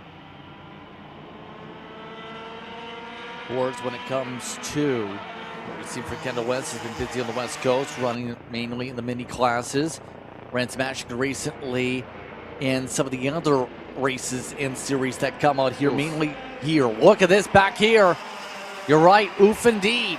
Down the order, Tabi goes, passed by 2 different karts, rolling their way up towards Rocky Moran now, and yet again, see the push is on, just to make some of these moves work as quick as possible. Bizanski is amongst those on that charge. As the top 4 have compressed, here we go. Look at this for the race lead. Lachlan Postle's going to try to do the over-under. I think he's going to get a contact there into the second of the Ds. Kendall West is going to fill the hole. No, thank you. Lachlan Postle's going to get shuffled out. Kendall West up into position number 2. That last time by, her and Carson Bishop were considerably quicker than any other go-kart on the track. Now we have 2 Position 1 Motorsports machines lined up nose to tail out in front of this race. Kendall West, like I said, she's got to find a way to make up points on Max Carlucci. This is the exact way that you've got to do it. I'm sure these NAS Motorsports machines currently sitting in positions number 6 and 7 will find their way to the front before this thing is over. But for right now, for all intents and purposes, Position 1 Motorsports living up to their team name. For now is the key thing at the moment. Past the halfway point on to lap 4. 3 completing the books so far in this one. As once again, Hernandez trying to hold on for now in amongst this fight. Talked a little bit about West in terms of the appearances. Of course, Fernandez, one of the teammates to Kendall. They're going back and forth. West, Hernandez, swap again. Hernandez, also one of those who's ran basically the same racing slate throughout the season, plus some at Sonoma.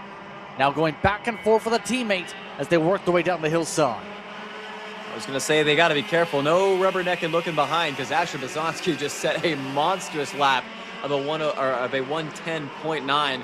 Moved the competition speed driver to the back of this train already, all over the back of Carson Bishop, who is doing a great job considering the leading under 10. You can tell the under 10s with the number 1 at the beginning, and the regular, I should say, minis with the number 2s. You can see already Asher Bizanski making quick work there of Bishop. I think taking the youngster to school there for the driver, likely in his final season in mini competition. The Twin Sticks have arrived. I think, unfortunately, just a little bit too late for the Nash Motorsports machine, specifically of Max Carlucci. Just doesn't quite seemingly have the kart under him that he needs to go fight for the win. It's looking like this is going to be an all Position 1 Motorsports affair. Will that be the case all the way to the next 2 laps? We'll find out if they end up battling to that point, letting others into play. No switch around this time. Hernandez stays behind West. By the way, Bishop still holding on by a sizable margin in the under 10s. The nearest driver is Logan Purdy, who's down in the 10th position. A couple drivers like Trey Saunders, who's already had some issues, has had a very quiet weekend after being suspended last time. Here we go for the race lead, and there they go. The 2 teammates lose spots. Not really sure. I would not want to say that anybody did a little bit of bumper tagging there. Might have just been a Newton's Cradle effect. Hopefully we can get a ShopAKO.com replay, but either way, a little bit of the commentator's curse. Both Position 1 Motorsports carts kind of shuffled out there. I'm not really sure if maybe slipped on the dirtier side of the racetrack, as we have yellow flags. What's for number 1 looks like that has been rescinded and brought back out. We'll see if these drivers will be allowed to overtake. White flag out in the air for Asher Bazanski, the quickest driver thus far of this race, as we do have karts off. I think a bent axle there for one of the under 10s on the outside of turn number 1. Looks like all drivers have been removed. So Bazanski stretching those legs ahead of Lachlan Postle. It's looking like the main battle for this race now is going to be between the GFC Formula Works driver, as Carson Bishop, not phased at all by what happened in the first heat race. He's going to go on the attack as Kendall West tries to bang and bumper way back up onto the podium. Down the hillside, they rumble, and right now Bazanski is pulling away by a sizable chunk. Here's a look at what happened to the race lead as the two teammates lost ground. That is why they've now fallen down the wayside. Meanwhile, Postle still holding on with Carson Bishop right behind. To the final corners, they'll work their way out of the Poconos and try and work their way from the mountains to the checker flag in itself. Asher Bazanski, comfortable for now. No sense for second. It's Bazanski holding on, but last in the group nearly went for a ride. As they're able to survive, that is Postle that ends up missing the final corner. Well, Mr. Prince, I'd say we did have a little bit of a bump there, a little bit of a push to the back of Lachlan Postle. I think I would likely say race control might have to take a little bit of a look at that. The argy-bargy at the final corner, disastrous there for Kendall West. Had this heat race bagged and tagged, but unfortunately just kind of wound up on the wrong end of a little bit of a Newton's Cradle there to turn number 9. Great racing and mostly clean racing here from the future of the sport. Mini is done and dusted. The bigger kids, the K100 juniors, coming up next. And if that was anything that we can expect going forward, I think we got a great day of action coming up. I think so too. It's going to be an interesting battle coming up for some of the drivers. We've already seen with Bazanski, Bishop, West, Carlucci, Postle, all of them changing spots late. Hernandez down in 6th. You have Robel, Purdy, close. You have Adriano. Wants those in some of the top spots. But obviously, there was a lot of contact. We mentioned some of those drivers, about 20, I should say, all the way to 23rd, are part of those that didn't make it, a part of that parking lot coming out of the opening corner. A lot of speed sense machines and some of the others towards the tail getting collected that were running in the teams. Yeah, drivers that we would be expecting to fight for the race victory, at least fighting for the top 5, unfortunately falling short. Want to give a huge shout out here to Gunnar Vroval, up 12 spots from 19th to 7th. The Position 1 Motorsports machine getting himself quite the result. It's going to be interesting to see, you know, like drivers have a very long memory, and I wonder if we'll see the actions perpetrated here in heat number 2 spill into the later events. With that being said, as you see right there, that contact up with the race leaders. To go to a recap, we'll take it to a break. More action coming up. You're watching Kart Chaser. Good morning, everyone, and welcome to the Motorsport. Cut. You all right, man? You sound way off. What? I don't know. You sound like you're asleep still. Is the age finally getting to you? You're only how old? 42? Dude, I'm 27. I'm not even 3 years older than you. Well, that's pretty old. Well, that's 3 years away from Masters, dude. You need a little pick-me-up. Try a Perico. It's a healthy energy drink alternative. Do you walk around with these in your pockets? I actually do. Always two. One for me and clearly one for you. Whatever. Not that old, dude. Did it help, though? Yeah. Pericazo. And you are that old.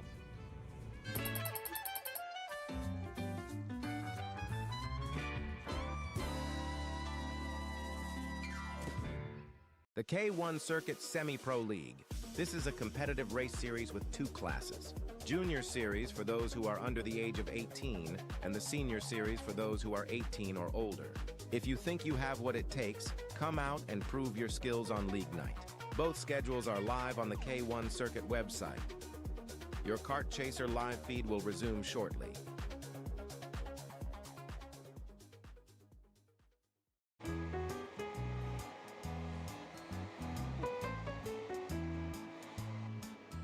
Gee, looks like we're missing an engine. What the hell am I supposed to tap? What do you mean? It's my Greyhound. It's all I need. Where's the rest of it? It doesn't matter. It's a Greyhound. You gotta make way. Okay, you're good.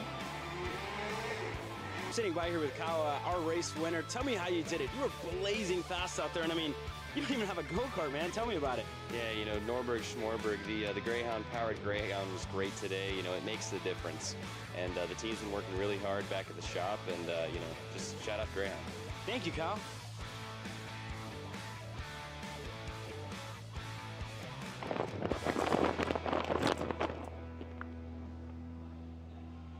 How the f did you just win? Doesn't matter. It's a Greyhound.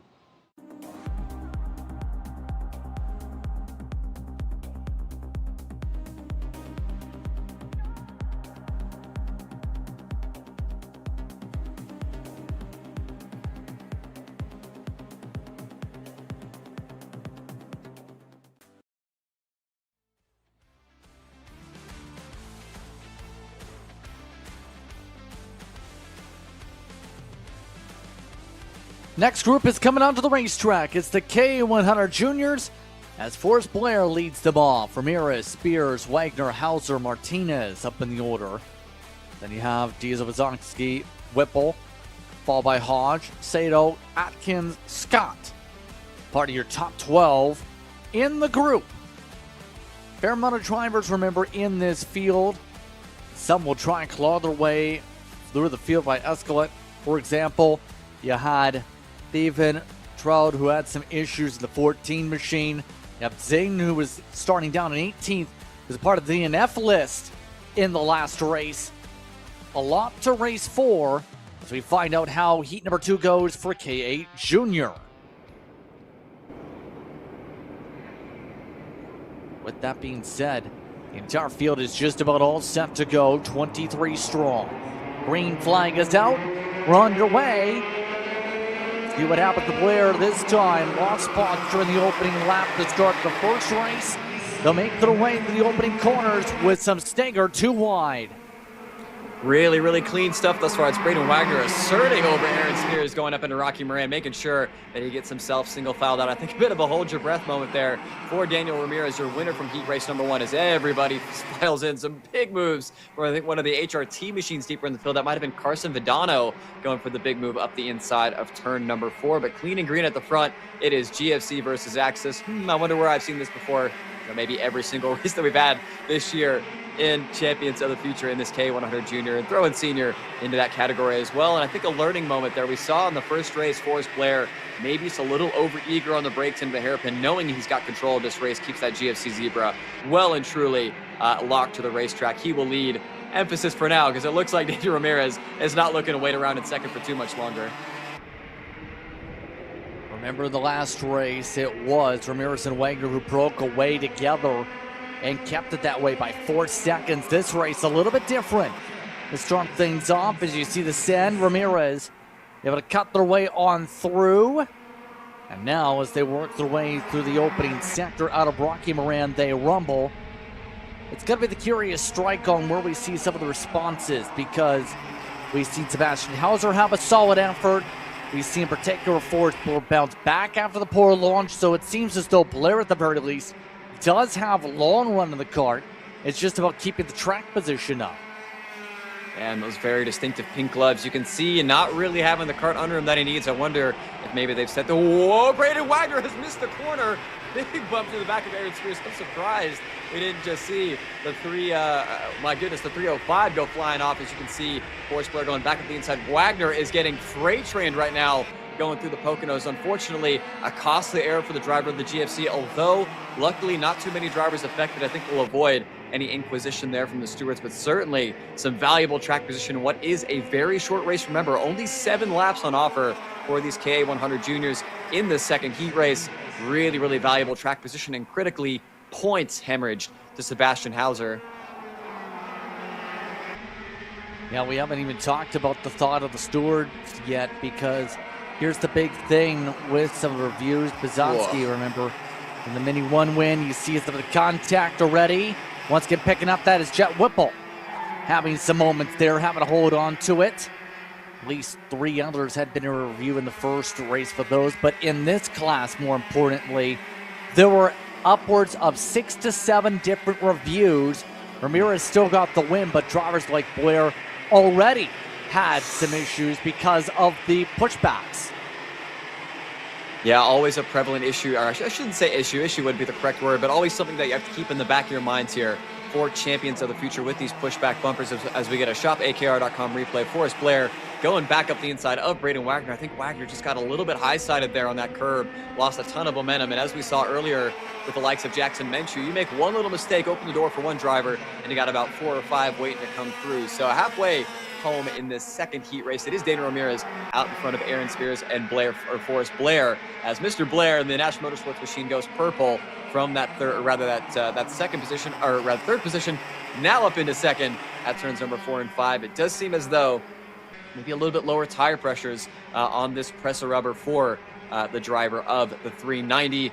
Really looking good in the second half of this race. Back nine's looking pretty good, but now you have to usurp your Heat Race 1 winner in Daniel Ramirez.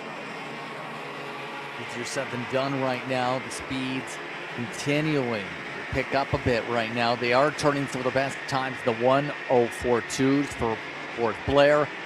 They're down by as low as 2 to 8 tenths difference compared to Blair on the previous time by. But this time it's going to be a true test now. Already coming up to 3 to go. This time through. Yeah, now they start equalizing out. 1:04.6s for the entire lead group. Looks like the speed's starting to back off a little bit as now they reach that peak. It's similar to that of qualifying. Now we get that into the race trim as they've reached about the peak of the tire temps or tire pressure. Yeah, it really is about how much do you want to wager. You know, like for sure you could go a little higher on the pressures, maybe, you know, have that tire come to life a bit earlier and be able to get yourself the track position. And, you know, if you avoid getting kind of shuffled back into the pack, you can go, well, you know, at least I made the most of the situation. Or you can do what I believe is what Forrest Blair and the GFC Formula Works machines have done. Go out a little bit lower. It might take a little, just a second for these tires to come to life. But if you can just maintain that track position, you're going to set yourself up phenomenally for the back nine. Also, not really moving those hands at all, making sure that you're not scrubbing any of that precious press of rubber off of the tires. So, top 4 breakaway, Ramirez, Blair, Spears, Bizonsky has joined this party in his factory racing cart. Just wonder which one of these drivers, kind of like what we saw in senior, or rather in K100 senior, which one of these drivers is going to break rank first and try to think me instead of everybody else. So we're down to 2 laps to go. Ramirez, one of the major things too in all this, kept the wheel steady, but now the pressure is on. Here comes Forrest Blair up in front. Now looking to keep it there. Or he's been shuffled a couple times this race. Now Forrest, as they work their way down the hillside, has the chance to remain in control with Spears now in the top 3, looking to make a pass next on Ramirez. They're all defending though to the Poconos. This is going to bring a bunch of extra actors back into it. Ramirez is going to line up on the outside of the Poconos. That is not what you want to be. I think Ramirez might have just overplayed his hand a little bit. Going to get shuffled wide, and sure enough, back down to P6 for Mr. Ramirez. We've got a 6-car fight here, maybe as much as 8 if they continue to battle all the way down to the middle of the racetrack there for Forrest Blair. White flag is in the air, and wouldn't you know it, here comes Sebastian Hauser to steal some more points away from Braden Wagner. See the opportunity there for Bizonsky on the send, bringing in Hauser again in the last few moments, getting up to the front in these races today. Hauser now on the doorstep to battle for the race lead as they go to the D section. Pretty impressive stuff. We've seen the strength of this HRT machine be at the top of the hill here, this 4-5 complex. Unfortunately for him, Bizonsky beautifully covered the inside. Nowhere to go for Sebastian Hauser. Got to think, big picture, you've got your championship rival right behind you, the driver that gained a couple of points on you, albeit only a handful from that first heat race. Does Hauser think race win in a heat race, or does he think championship? Big block to the inside. Oh my gosh, Bizonsky's got to get the boot. Ramirez from 5th is going to take over the lead. A Newton's cradle effect. It's not over yet. Everybody's destroying the cradles at this point as they work their way in towards the final corner. Seen a bit of contact and talked about a bit of contact before in this section. Through the final turn, Ramirez going from 5th to 1st in the lap, points and says, "Thank you very much. I'll take that checker flag." Ramirez by nearly 3 tenths over Forrest Blair, Bizonsky, along with Wagner, Sato, Hauser, Whipple, Martinez, and Spears up in the top 9. Atkins rounds out the top 10 in the order. That's what happens when you get physical up through that pro layout part of the racetrack. Oh, how can you not love karting? Slipping and sliding, big defensive moves. It was all Danny Ramirez. It looked like he had given this run away. Comes back, capitalizes on the mistakes of others at that turn 9 hairpin. Had to fight for it. Forrest Blair, once again, coming home in P2. Like I said, the scoring sheet will say that Danny Ramirez won this race, but it was far from straightforward. Really, overall, I think very clean and pretty fair race. So you can see the winds have picked up here in Southern California. I wonder if maybe that had a little bit of a tailwind effect into that hairpin. Maybe some drivers getting it a bit wrong. Craziness here in K100 Junior. I can only imagine we got more on the docket for K100 Senior. That's my thought here, too. Already halfway through the Heat 2 part of the rotation here as we're swiftly moving through the schedule this afternoon. In that race, no DNFs, interestingly enough. Nicholas Hahn was the last driver in the order in 23rd, unfortunately. But they'll all go through to scales, make sure they're up to weight, and make sure, better yet, no pushback penalties. That's going to be something to keep an eye on, possibly with some of the physicality there here on Kart Chaser. Here's a look once again at some of the physicality that set up Ramirez to go to the front. Yeah, I think maybe some drivers slightly overplaying their hands a little bit.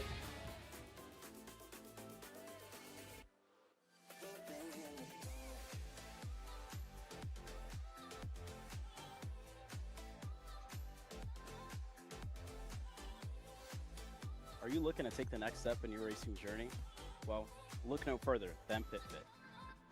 With 2 locations in Charlotte, North Carolina and Indianapolis, Indiana, PitFit trains drivers all the way from grassroots level karting to IndyCar and NASCAR with top-of-the-line personalized coaching to improve physical and cognitive fitness.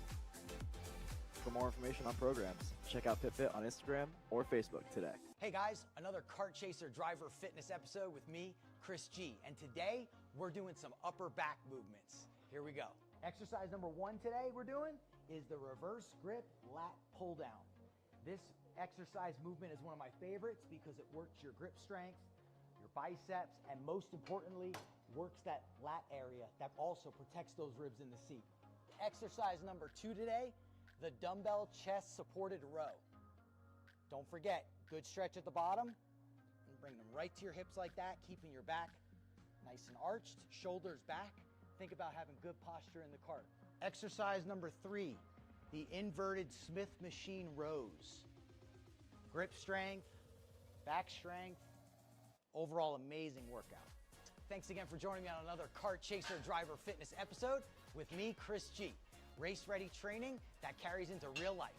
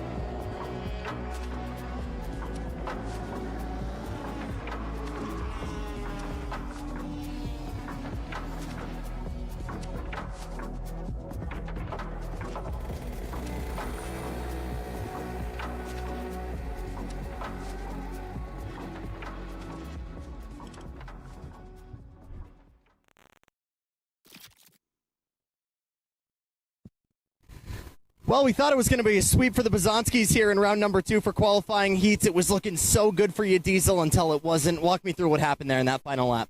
I just went defensive, and I held the whole train behind me, and I was all the way into the rubbish. Can't control a train of 15-plus carts, so just went a little wide and collided with Hauser, but it's racing instant. Obviously, still plenty of confidence for your go-kart for the rest of the weekend? Definitely. Let's talk about this as well. You started the season in GFC, moved over to Factory Kart Colors. Talk to me about the opportunities and experiences you've gotten under Billy's tent. It was just amazing under those guys. With those guys, they're so great. Justin Stefani, Billy Musgrave, also Oliver Hartson they're such a great team. They're developing, and it's the right place. We appreciate the time. Thanks, Diesel. Thank you. We'll be seeing him as well in X30 later on for the SCUSA Super Nationals, but an outsider in the championship fight still for KA100 Junior, guys. Thank you very much, Jackson. As you see everyone make their way to the line still, we're moments away from the next racing action on the docket.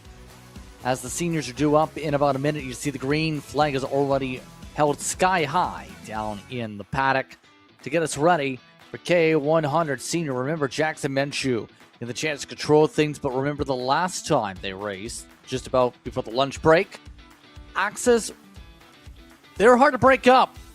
They had a team 1-4 at one point, still finishing 1-2-3. They're going to have a 2-3-4-5, or 2-3-4, should say, a part of your starting order with another inside the top 8 also. So we get ready to look at how they'll start. It's Jackson Menchu, followed by Ian Kim, then Archer Eversman, Jake Drew, Aiden Aquino, followed by Connor Carpenter, Max Campbell, Matthew Cagle, Steven Eisert. You also have Jack Mavick also going to be in the order. You see some of those drivers actually in the far back as row 5. Cameron Perry alongside Gavin McCoon. We'll see where the National Motorsports entry goes after slipping back by 3 seconds to the 10th position in the last race. Keep in mind, drivers like Peralta in the double duty. You have Grote. You also have Brown, Lettery. You have some more also mixed in. The further back you go, the harder it's going to be for your drivers to make their way to this field. I was going to say, I've never seen a category with this much talent. Track position is going to be key, and nobody else has done it better than Axis Kart Sport. As you mentioned, we saw at one point 1, 2, 3, 4 ultimately came home 1, 2, 3, 5. We'll see if they can do one better, or maybe if we can see the likes of Jackson Menchu, Aiden Aquino, Connor Carpenter try to break up that group. I would expect Matthew Cagle to get in the fight. Cam Perry, we'll see if that Formula Works machine can get himself up and amongst the black and red armada. Once again, I don't feel very confident, even being on the front couple rows, about being around the outside of turn number 1. Obviously, lots of runoff available for these drivers. I think for those in the front 3 rows, it's going to be get down as soon as you can. All set to go here as Jackson Menchu holds them in with the arm hand.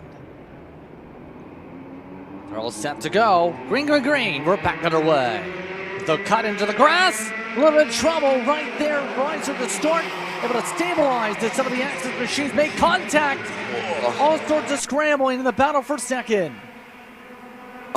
Honestly, the fact that we didn't have a cart backwards there is good enough for me. Clean and green up the hill. Although I think a couple drivers may be getting a little bit of a shoulder check. As you can see, the black and red armada has a big handful of opposite lock there for Aiden Aquino as we make our way through turn number 4 and 5, down into D number 1, into the beginning of the S's. As you guys can see, the wind has picked up a little bit. Got to make sure that you know which way the wind is blowing and how that is going to affect your markers, especially heading down to a corner as critical as the hairpin. But thankfully, everybody has survived. It is Menchu ahead of one of the Axis Kart Sport carts. Everybody, once again, making it clean and green. Wouldn't want to jinx it too much. We've got some movers here in the back. I believe that might be, Gerardo Peralta making a move up the inside. One of the drivers doing double duty. And at the front is still Jackson Menchu. Still able to hold on. No one's been able to take a lunge quite yet at him to start this off. Well, say that. That changes right now. Eversman goes right on by, with Aquino giving the assistance this time. So Archer Eversman goes right to the front here immediately. Look at everyone else. Remember all the Axis machines? Wow! Do some more off tracks. Oh boy! A ride and a save to the dirt. I think new pair of underwear headed the way of Axis Kart Sport driver. I believe that was Lane Kim, unfortunately, your biggest loser thus far. Down 8 spots from starting on the outside of row number 1. Incredible save. This is the 478. I believe this might be, That this is is Kim Kim with the right rear off of it, and a little bit of damage as well. I wonder if there might have been some extracurricular activity that we did not catch on camera. Unfortunately, one of the 4 Axis Kart Sport drivers now out of this race at turn number 5. Not what you want to be seeing. We'll see if maybe we can get a replay brought to you by shopakr.com. Here we go. I mean, everybody really packing it into Rocky Moran. I think maybe a little bit of contact as well from Matthew Cagle, but did a great job to hang on to that go-kart through the dirt. not so lucky as the left rear did not want to hang on going into turn number 4 and 5. Back at the front, it is Archer Eversman, the driver, trying to make up as much points as he can, or as many points as he can, on the absent Johnny Stamps, currently recovering from some kind of a back issue. It is Aiden Aquino and Jackson Menchue breaking up the Axis Kart Sport duo. Very different looking race than what we saw in heat race number 1. Yep, Ian Kim, again, picking up the damage. You had to wonder that was from climbing up the hillside in that sequence. But right now, they all worked their way down the hillside, lap number 3. Right now, still looking good for Eversman and Co. as they compress. There we go. Some more of the GFCs making battles, and let's go off racetracks. There they go. Campbell squeezed off and loses 2 spots. They're not afraid to use the elbows right now. How physical is too physical? Especially when a battle goes on like this. Menchue takes over second, by the way. This is Southern California karting. It wouldn't be the trademark without getting the elbows out here, as we are only about a third of the way home for this K100 Senior Heat Race. Top 5 breakaway, consisting of Archer Eversman, Jackson Menchue, Jake Drew, Aiden Aquino, Connor Carpenter caps off that lead train. A little bit of a gap back to the likes of Matthew Cagle. Like I said, one of the drivers trying to vault himself within 100 points of the championship lead, as it is now. It's not 4 Axis Kart Sport karts out in front, but it is the duo of Eversman and Menchue. And how weird must this be? Maybe a bit of deja vu for Archer Eversman. We saw when Christian Brooks made a one-off appearance in Axis Kart Sport Machinery. Obviously, Brooks went on to win on that particular occasion. I believe that was round 6. Although Jackson Menchue, I think, understands making sure to keep these kart sport, these Axis karts separated as he moves himself back up into P2. You just got to keep the black and red from being able to get together. And if you can do that, you got a shot to win the heat race. Jackson, to you. Caught up with Jake Drew a little bit earlier on about that 4-cart freight train we saw earlier on with the Black Widows. That was actually very much unplanned, and very much Matt and Connor from Axis have been hands off in letting the guys run what they want to, and it was more of a coincidence that all 4 of those carts found themselves to the sharp end. I pointed that out to Jake, and he said it's no coincidence. These guys have been putting the work in since Monday earlier on this week, but definitely not something they intended to do. They are all very much on their own program. So as you look right now, halfway through this heat, you're seeing a lot more of these guys performing in their own vacuum.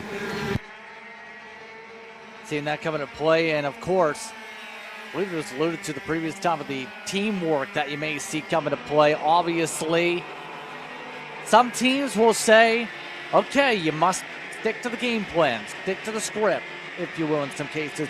Others will say, you're here to race.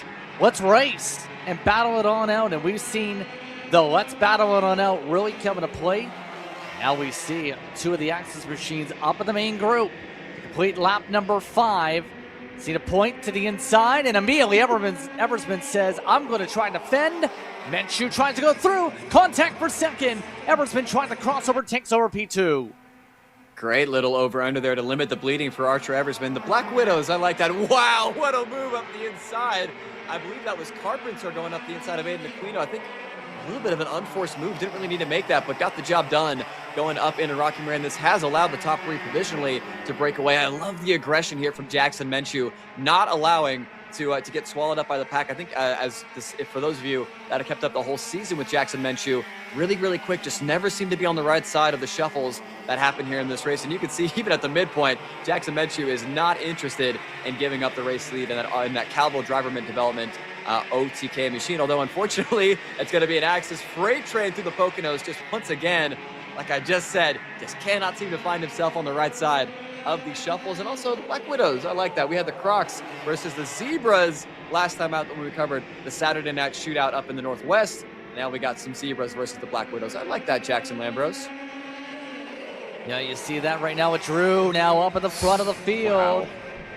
Yes, indeed. A wow, indeed, because they're starting to get a little bit feisty again. You have drivers like Carpenter, Cagle, so many others that, again, are a part of those that have plugged away long run. A little bit of contact possibly there with Aquino having a bobble under braking. Able to hold on in third as they're getting a lot of bit of elbows. But it's getting to be that time, as you might imagine. Some of those drivers that might have pushed a little too hard too early on their presser rubber now starting to pay the price, and the drivers that maybe were a little bit nicer allowed the race to come to them, and it certainly is. Kind of Aiden Aquino, the black sheep in between the zebras and the black widows up at the front of the field here. I believe we should be seeing, or receiving rather, the twin sticks this time by. If you're Aquino, how much do you really want to risk? You've got the likes of Matthew Cagle behind, although Cagle coming under pressure here. Your P2 and P3 runners in the championship, they're the twin sticks making an appearance. White flag next time by. Once again, I think we need to have a ticker on the broadcast for how many times Jackson Minshew has pulled out of line going for an overtake. Now up the inside of Matthew Cagle, looks like he will get that job done provisionally. Trying to give the finger, going, hey, let's go get these guys. Let's try to go win this heat race. As another no! Oh my goodness, up the hillside go the leaders. Drew and Carpenter go to the barrier. A hard collision, and that puts Aquino up to the race lead as we still go down the hillside. About a day late and $1 short for Carpenter. I think unfortunately he tried that move a couple of laps ago, getting himself up. It did not work there, and I believe, oh my goodness, I believe that was Archer Eversman that he took with him. Major championship implications. One of the gnarliest wrecks that I think I've ever seen here at K1. That kart's, both of those karts going up the hill. Thankfully, the safety equipment keeping those things in bounds, but it is Aiden Aquino. I am speechless. I am speechless. Yep.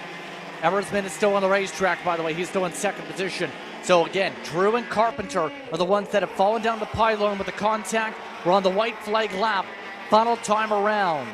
As we make our way through, there's no stint this time for Rocky Moran. Aquino leads the parade. Eversman and Minshew are in the main group as they look and see what happened to them on the hillside. Defensive for Aquino as they go out of the old flight zone.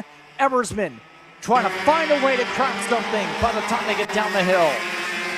My apologies there for getting the Axis Kart Sport karts mixed up. But yeah, Jake Drew, unfortunately, on the receiving end of a bit of a punt there from Carpenter. Hopefully, both of those drivers, I believe, out in A-OK at Rocky Moran. Now the battle for the win here in heat race number 2. 3 drivers packing the bottom. No dramatics just yet. Now 6 karts under a blanket. You got to think somebody's going to try to stick it around the outside. It is going to be Eversman up the inside. Crossover for Aquino. Going to the final quarter. Mr. Prince, they are all yours. Here we go. Defensive Aquino. Is there going to be contact with the bobble under the brakes again? Aquino this time. Open up by Eversman. They slam. Eversman drag race for the win. Can he get it? Yes, he can. By 48 1,000ths. Eversman does it. And he gets the checkered. Iser jumps to third. Perry and Cagle amongst a wild top 5. My hands have been on my head for about the last 5 minutes. What an incredible heat race, too, that we just had for KA100 Senior. And in the big picture for the championship, it's another heat race victory for Archer Eversman. 25 points is the maximum that you can get for winning all 3 heat races, and Eversman going to make Johnny Stamps a little bit sweaty tonight, I think, watching the results of this. You can see Jake Drew, helmet on, arms crossed at turn number 4. Can't really blame him. That was a hellacious impact. Once again, thankfully, the barriers on the edge of the track keeping those karts mostly in bounds. Both drivers out. Wow. Wow, wow, and wow. One of the hardest collisions I think we've seen here at the track. Eversman, Aquino, Isert, Perry, along with Cagle, Campbell, Minshew, Hewitt, Lillery, and Brown up inside the top 10 on that pylon. Drew and Carpenter. The Axis and Formula Works machines, respectively, are a part of that incident as they'll all peel their way off the racing surface.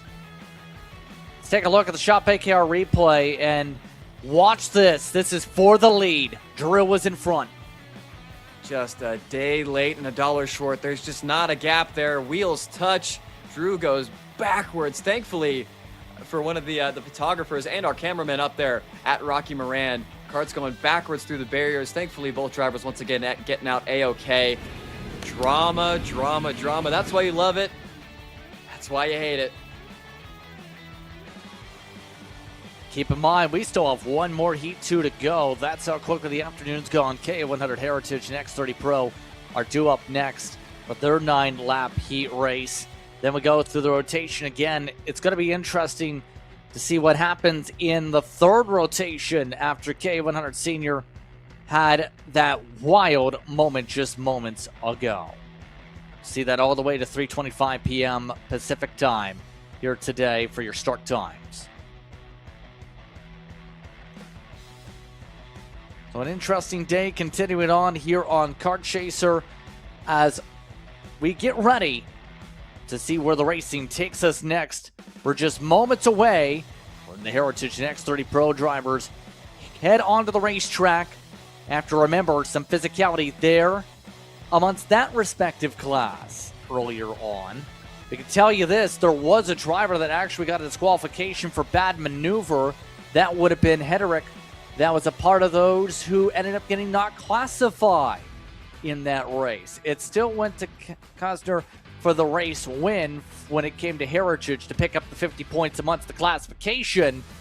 But still, it got a bit physical here and there in amongst that class with drivers like Gomez trying to also join in on the battling late in that one. Craziness. Also want to give a shout out to Andrew Fan there at turn number 1. Was the photographer right on the edge of the racetrack. I'm sure he'll get a couple good shots of that. Thankfully, everything A-OK. Lots of action top to bottom. I think we got a great race coming up, both in X30 Pro and K100 Heritage, especially 100 Heritage. It's been a quieter class this year.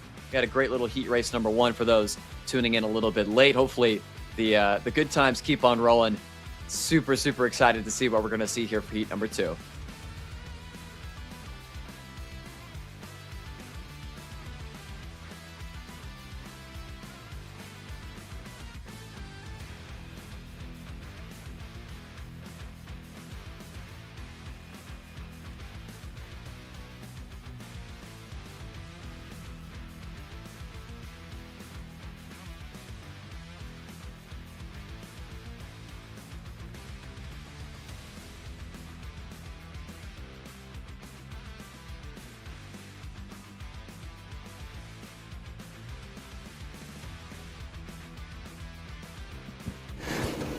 Well, Archer Eversman 2 for 2 on the day. That's how you get a weekend started. Talk to me about how your weekend's gone so far. I mean, it's gone well so far. We're crazy fast and just showing it so far. I mean, nobody really has been able to keep up with us yet, and I hope to keep it going. You've said it in your own words. No one's able to really keep up with you. Why do you think that is? What's really the difference maker right now for these OTKs? I mean, I think it's a lot in the setup, a lot in the driving. We've been really putting in the work out here, getting here, putting in the test weekends and everything, just really working on everything, crossing every T, dotting every I, and yeah, just putting in the work. Doesn't hurt having a guy like Jake Drew in your tent? No, it doesn't hurt at all. He's been a big help this weekend, and yeah, it's really showing. Gotcha. Thanks, Archer. Thank you.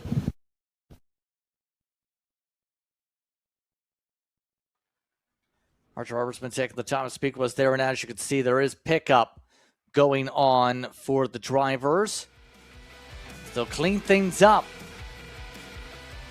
Again, working to get those machines off the hillside and go racing in a few moments' time here after the collision up the hillside and through Rocky Moran before we go to our final heat number 2.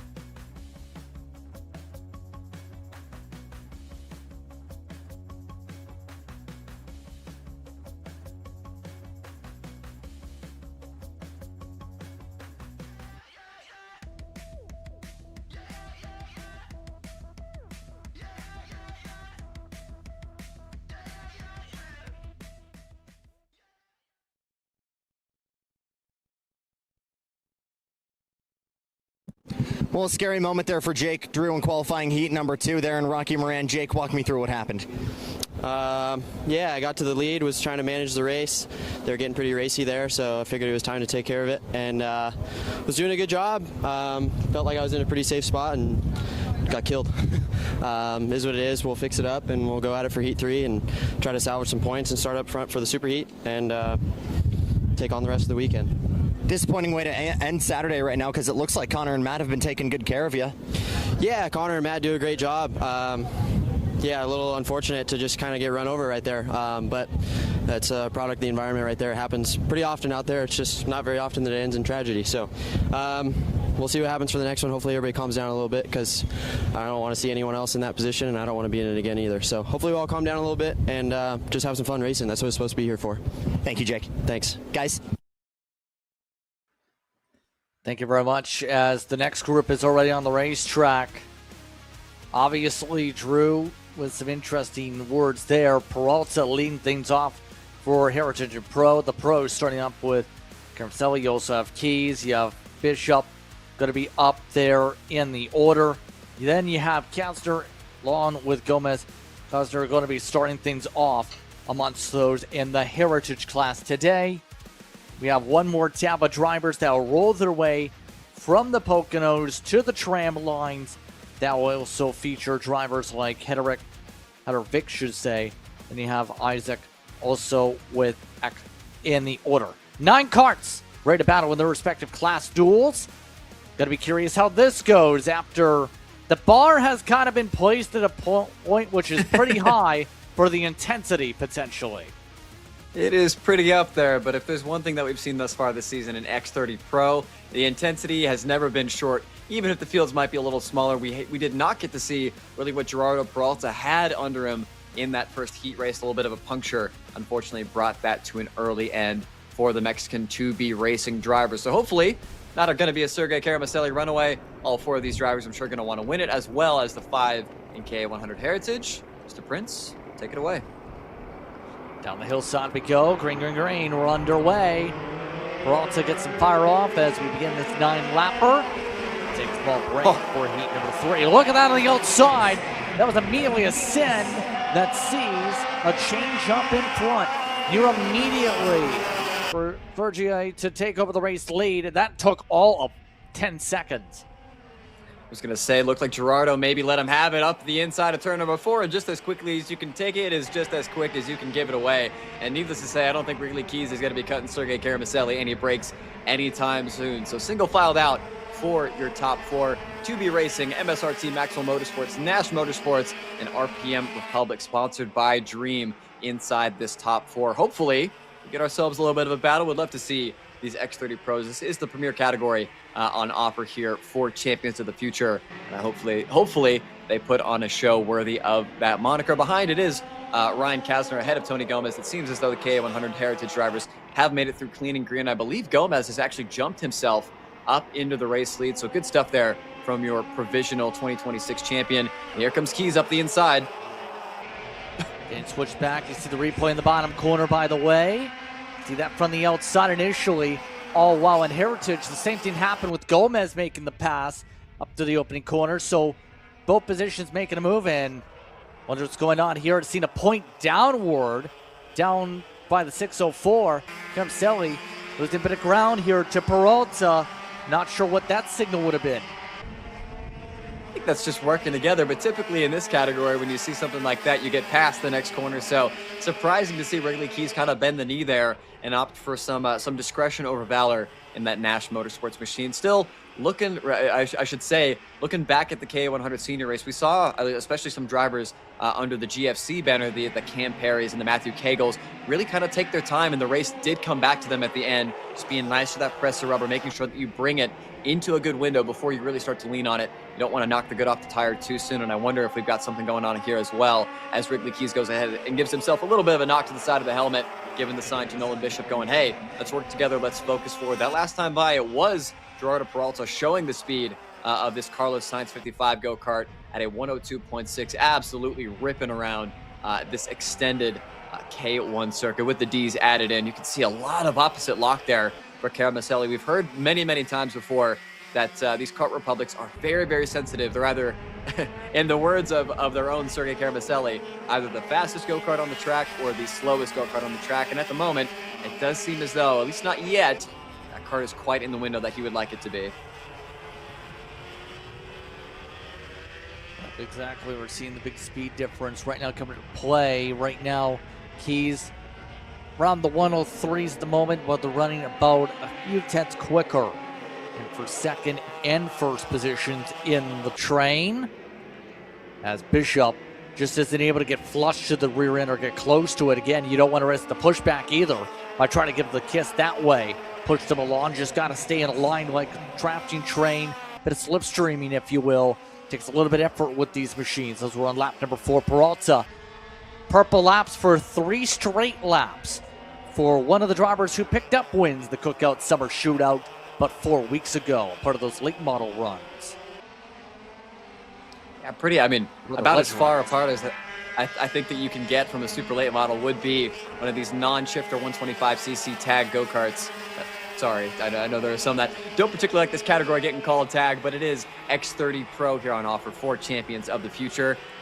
You just got, I just feel, and surely, I mean, obviously we didn't get to see how good the 605 go-kart was in the first heat race. But you gotta think at some point that that pendulum is gonna start swinging back the way of Karmaselli, one of the drivers who has not missed a race thus far this year. Rick McKees was here for round 6, coming back, rather, he was here for round 7, I should say. Made a couple starts earlier on, so some pretty big experience sitting behind the 605 of Gerardo Peralta, but right now, kind of putting the pants on him as we look back to K100 Heritage. It is a 4-car battle currently between Ryan Kosner, Brad Hedovic, Tony Gomez, and Andre Isak for these positions. Really, really good fight. 4 karts under a blanket. Like I said, even with the smaller fields, no shortage of action here for Champions of the Future as Hedovic is going to look to lead the train. Get up there and remember wanting to avoid the penalty box this time. How about defensive maneuvers up through 2, up through 3 to Rocky Moran. Got a little bit close yet again. Hedovic will definitely not want to lose points on the table to help out for tomorrow's racing at this point. Can't afford to get another black mark, if you will, on your scoring after what we talked about with the bad maneuver penalty situation that popped up from heat number 1 with the physicality for that race lead. And I tell you what, I think that kind of shows the difference between KA100 Heritage and KA100 Senior. Like we saw in Senior, we saw guys going for those big moves up the inside, going up towards Rocky Moran. You know, the Heritage guys, they got to work on Monday. They can't be beating themselves up too much here on Saturday. They got to make sure that their bodies are able to last through these very, very hot and very, very physically demanding weekend here for Champions of the Future. I think some discretion over valor really showing off there from some of the more seasoned drivers here in this category. Although I say that, looks like we're going to have another fight for the lead before too long. You're going to see really what's going to happen on lap number 6. Keep an eye on with the Heritage machines that are some of your closest battles on the racetrack as they're trying to find a way to get the best kart to go. Will there be an opportunity to go for it? Yes, there is. Here it comes, the 516 up to the point, takes it away. Clean run through before the second D. Yeah, Kosner, even with being your pole sitter, really has not been given an opportunity to run away with these races. It seems as though, especially as the track has gotten hotter and hotter, this group has gotten closer and closer. We'll see if Hedovic has the response. You can see a little bit look over there on the shoulder, seeing that Gomez has just dropped off just a little bit. Maybe enough for Hedovic, although I'd say gotta keep the rubbernecking to a minimum, as unfortunately Kosner's going to slip up there going into the Poconos. Hedovic back to the point. Wouldn't be surprised if you see Tony Gomez try to jump in, and Andre Isak waiting in the wings, I should say, if anything was to happen inside this top 3.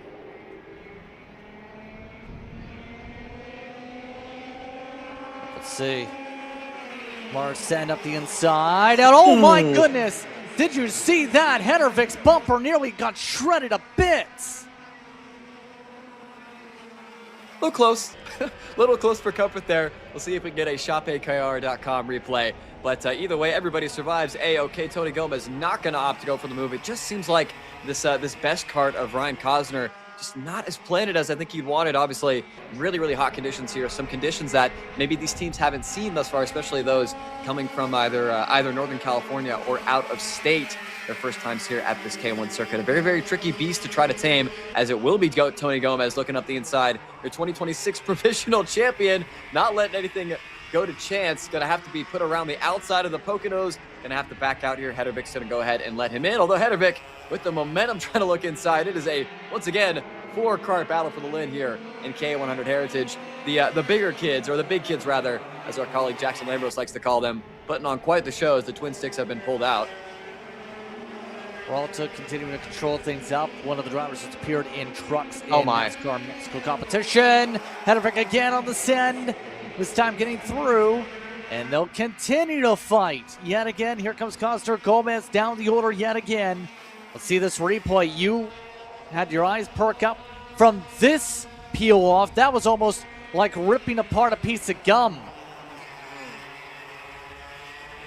Yeah, I mean, I've had rear bumpers pulled off from those kinds of situations like that. So very lucky for both drivers able to escape. I think all of the energy and the flex went into the nose of Hedervik as he is once again retaking the lead ahead of Cosner. And Andre Isak has moved himself up into P3 as Tony Gomez, unfortunately, kind of getting the shorter end of the stick. Now, once again, another haymaker thrown here from the likes of Ryan Cosner. We'll see if Hedervik has a response. I think a little bit defensive there for Isak. Might be all he needs as Gomez goes around out of the Poconos. Gomez around in a second straight race for the championship delegate. He'll end up falling down on time and down the order. But that's to say, we're on the final lap already because the pros have taken the white, the Heritage has taken the white. Now they battle. Cosner trying to hold on. Hedervik trying to find a way to get the lead again.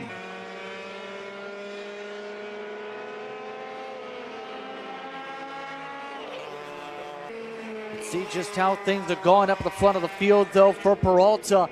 Domination for Peralta. Long run pace was there over Bishop. See, Caroselli dropped down to third. Keys in fourth. But here's where the attention lies. Down the hillside goes Heritage. I was going to say, who would have thought that the best show of the weekend thus far is going to be for Heritage? Going around the outside, looking for Hedervik, likely going to be trying to set up the over-under. Going to be a difficult task to do, and I think unfortunately just not enough grip offline there at the hairpin. That might be all that Ryan Cosner needs to remedy that first heat race. It's looking like he's going to be able to hang on through the second of the Poconos. Final corner, final time. Hedervik just not quite close enough. No pressure for the top three. Checkered flag is out for 100 Heritage. Hedervik going to make a small run at it, but it will be Ryan Cosner taking home top honors here in heat race number 2. Not bad here in this one as Peralta gets it done over Bishop, Caroselli, and Keys in one class. Then it's Cosner, Hedervik in amongst the top of the group in the other. So with that being said, let's send it down to Jackson. He's caught up with Connor Carpenter. Yeah, thanks, Justin. Obviously not the way you wanted things to end there. Connor, walk me through what happened there. Well, the lap before, I did the same pass and it worked. So I was like, either send it or crash. So I crashed, so it sucks. Obviously, as we can see, not looking great, but how are you feeling after that? I'm feeling okay. It's a lot of adrenaline, so I don't feel a lot, but I'll try to race tomorrow. We're glad you're okay. Thanks, Connor. Yep, thank you. Thank you very much. Was that a cardboard cast? That was a cast made out of cardboard and tape. I've seen it all. When you think you've seen everything, Southern California throws something at you. So on that note, we are in a break in the schedule. According to the rotation, we're still due up for karts in about 15 minutes time. That's at 2:40 p.m. Pacific time. The minis in under 10s. Then you'll hit the K100 Juniors, the K100 Seniors, then Heritage and Pro, part of that rotation. We'll take a break for now. We come back, we'll go racing. You're watching Kart Chaser. From the garage to the grid, Acceleration Kart Racing is your one-stop shop for karting. Engines, parts, safety gear, tools, and more from the brands you trust. Everything you need for race day starts at shopakr.com. Karting isn't just speed. It's control, precision, freedom.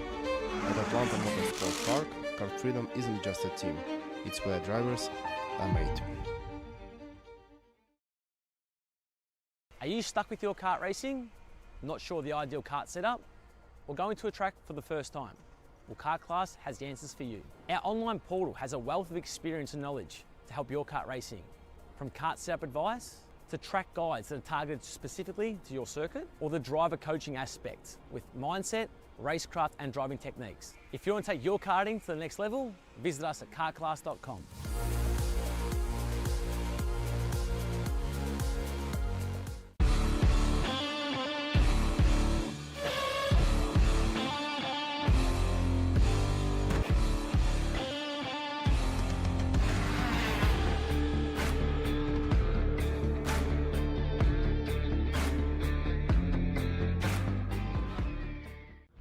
Legacies aren't built overnight. They're built 1 second at a time.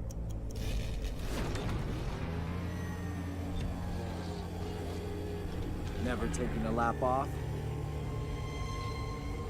and always pushing the limits. K1, helping you build your legacy from the beginning. Wins the Wisconsin Grand Prix!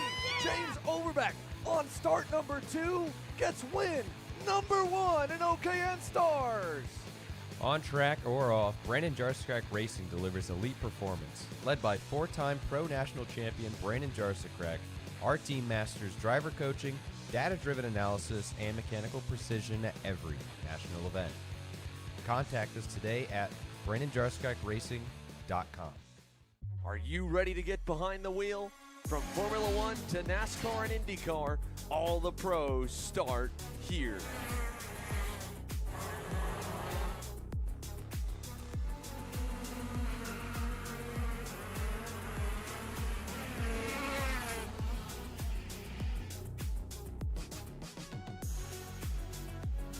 For more information, check us out online at mcckarting.com or call us and go racing today.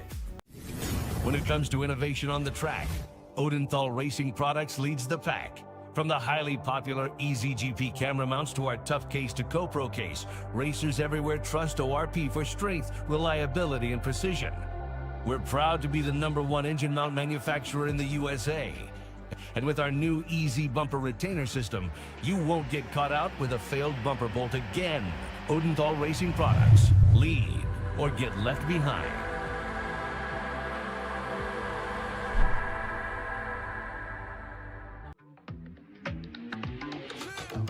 The day is ours and we seize it.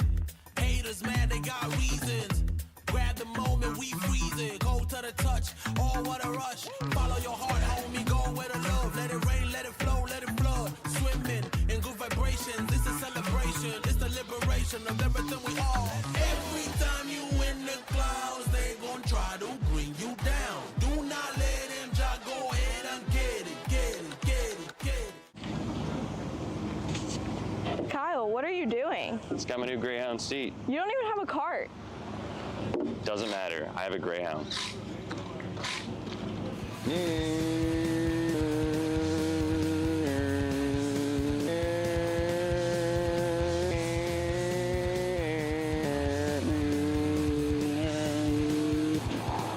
the f is Kyle Cuthbertson? Doesn't even have a go-kart. Doesn't matter.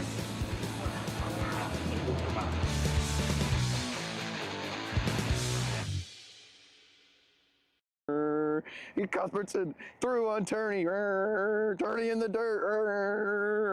You know, I'm really starting to like this go-karting thing. Yeah, me too. Oh my gosh, can I show you this cute dress I just got? Yes, of course. Oh my goodness, it's so cute. I just love shopping. I love shopping too. Oh my gosh. Wait, did you guys say you like shopping? Yeah. Of course. Well, dude, I have the perfect place to do that at. ShopPayCara.com. At ShopPayCara.com, you can get free shipping on orders $200 or more. You can get anything you want, like MXC rims, gloves, rib vests, shoes, anything that you need, all at ShopPayCara.com.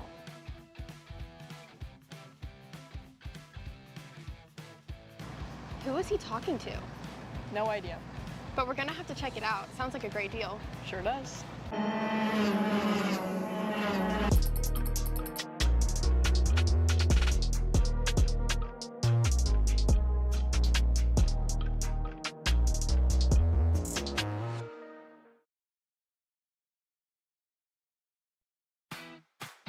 Empire Karts, your trusted trackside kart specialist. Proudly supporting champions of the Future America Series, West Coast karting teams, and racers. Empire Karts, your trackside solution.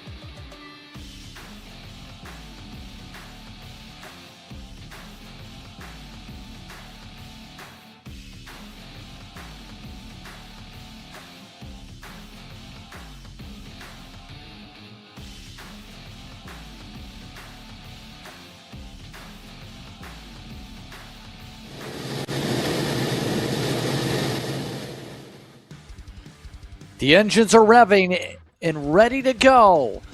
Are you all set for heat number 3 rotation action?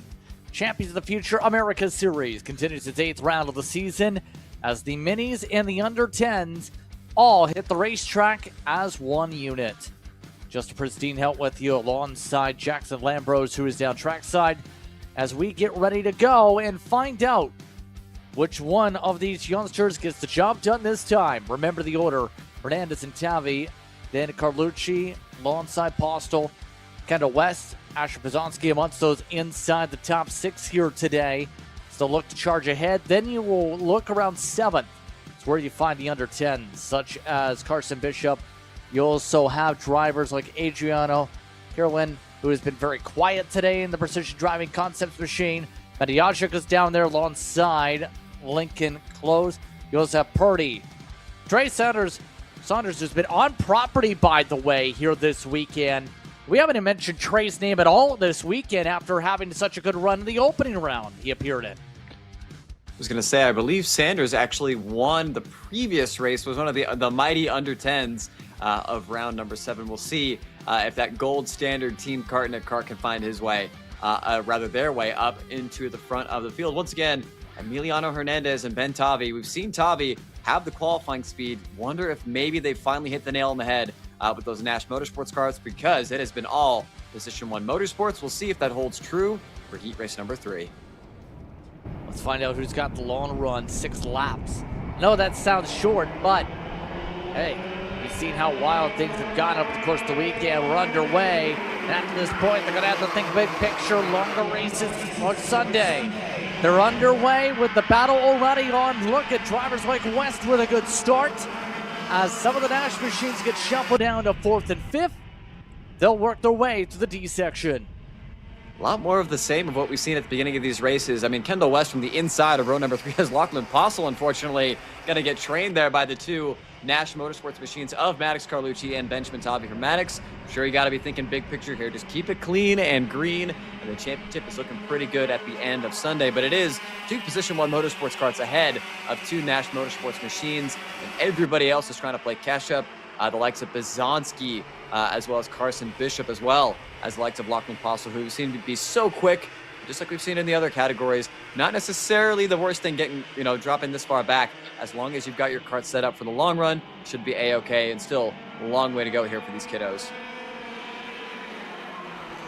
Still have a lengthy amount of time to work with here on this circuit with the Ds attached to it as they work their way to the end of lap 1. Hernandez holding back West. Carlucci, Postel, Bishop already in the top 5 again. See some of those drivers just behind the main group that's broken away. 3 carts working together. But remember, we've seen a 2-cart breakaway in the first race, or rather the second race of the day for this class. And that immediately got reeled in for some of the hecticness we've seen later on after some of the chaos that happened up for the race lead up through the Poconos. I was going to say it's not over until, well, I guess in this case it might be Jackson Lambros singing. I could go for Jackson. I know Jackson's got a good singing voice.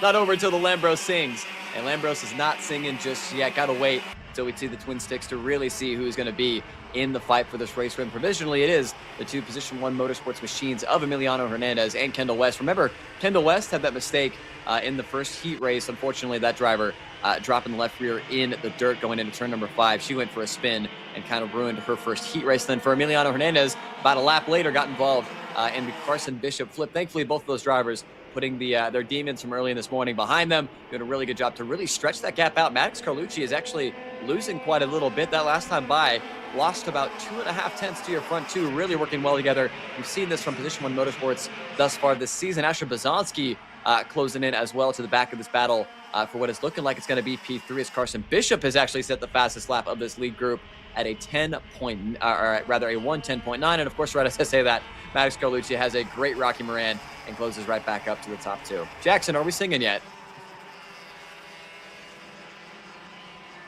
I think that silence is a no. So honestly, as they work their way down the hillside, teamwork once again looking to keep out of trouble. The long run at the very end of the run coming in though, because Bishop was up by 2 tenths last time. The entire train's well connected. Bishop, remember, flew through this pack to work with some of the drivers on the close.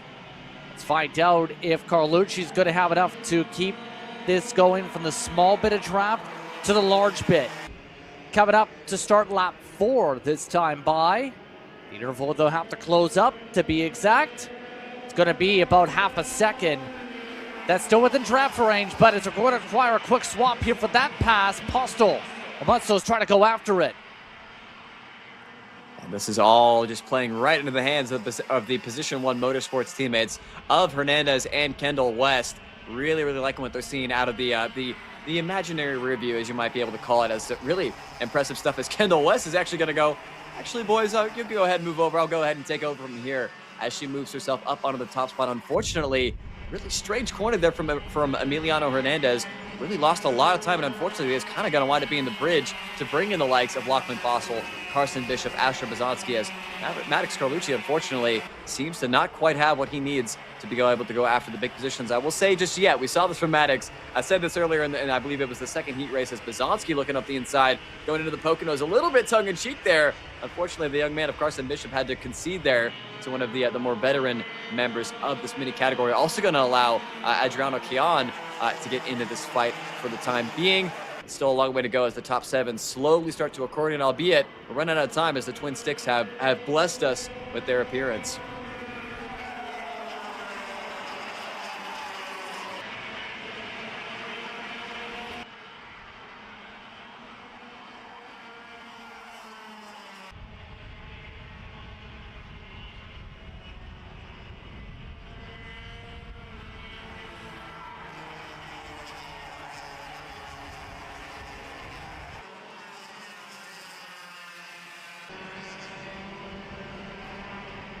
Cover.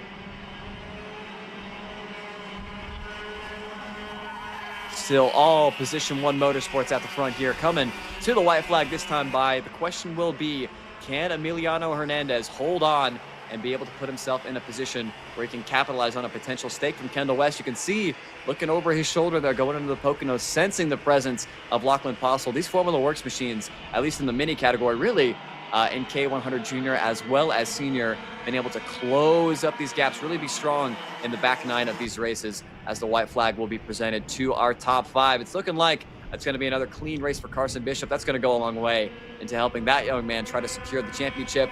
But we've got a battle for the race lead up the inside. Emiliano Hernandez rather anticlimactically going to the race lead here at turn number 1 as Bazanski having a look there for Lachlan Postle, though I think a little bit of a point going up the hill into Rocky Moran. The tailwind up the hill has intensified about 10 miles an hour.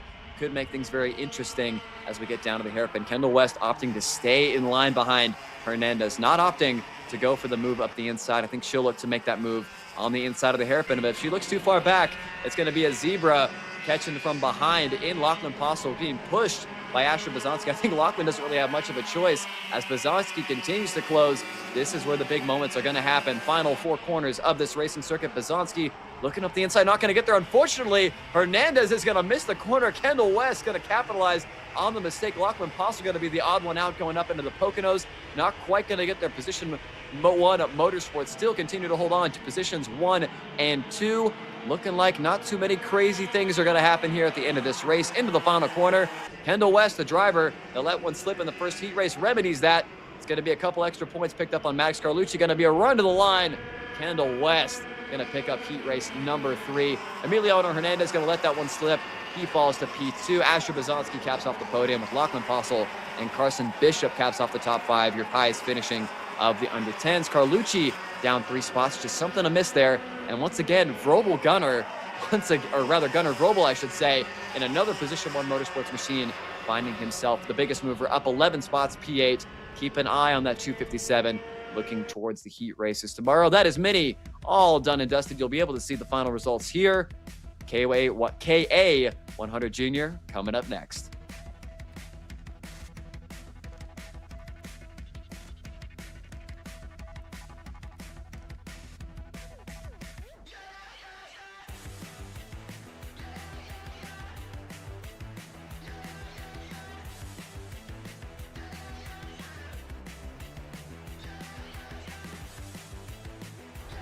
From the garage to the grid, Acceleration Kart Racing is your one-stop shop for karting. Engines, parts, safety gear, tools, and more from the brands you trust. Everything you need for race day starts at shopakr.com.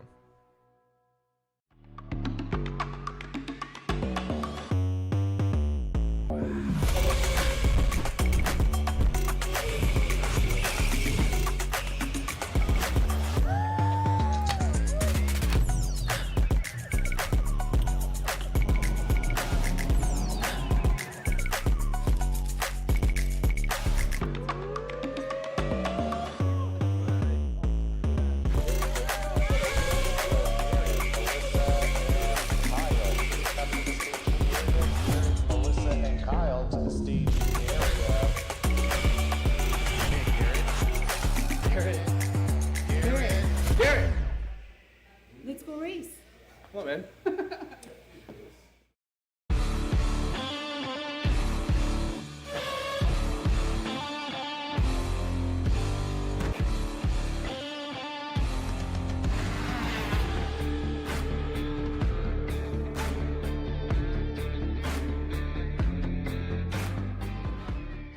Welcome to the future of kart race preparation, Kart Sim Pro North America. Featuring laser-scanned North American kart circuits and precision-tuned kart physics developed using real telemetry, dyno and tyre data, Kart Sim Pro North America delivers the most advanced and realistic kart simulation experience available today. Whether you're training for race day, refining your lines, or shaving tenths off your personal best, Kart Sim Pro gives you pro-level insight without leaving your home. Trusted by world champions, coaches, and karting enthusiasts alike, this is where virtual practice translates into real-world performance. Experience the thrill, the challenge, and the edge. Kart Sim Pro North America. Use code CHASER20 to get 20% off today.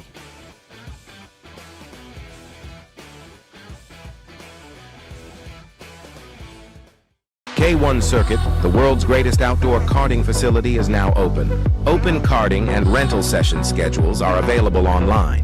Rentals will resume today after the race event at 5 p.m. Thanks to Kart Chaser for live streaming the event at K1 Circuit. Your coverage will resume shortly.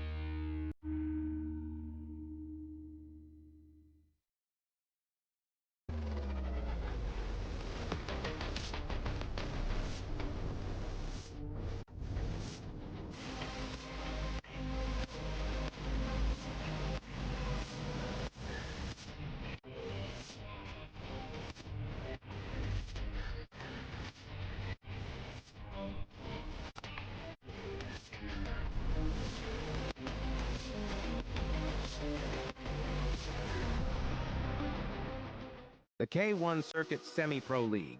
This is a competitive race series with two classes.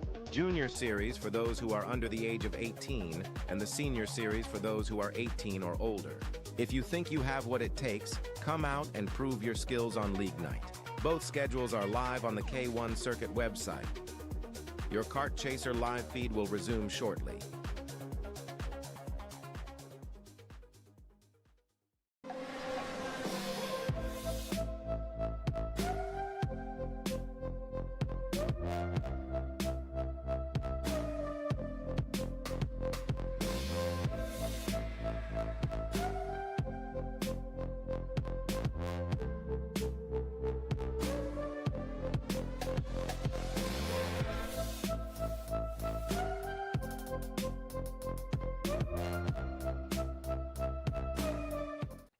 Macro Motorsports builds champions every day, drivers who won on the world stage. The Tillotson T4 Series is pure spec racing. Same engine, same chassis. When you win, it's because you were the best that day.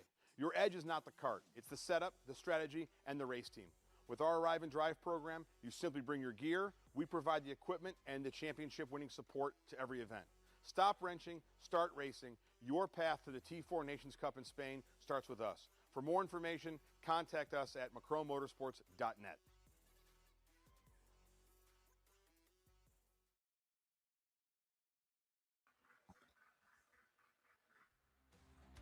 Looks like karts are now rolling on the racetrack. Guess what? It's time for KA100 Junior.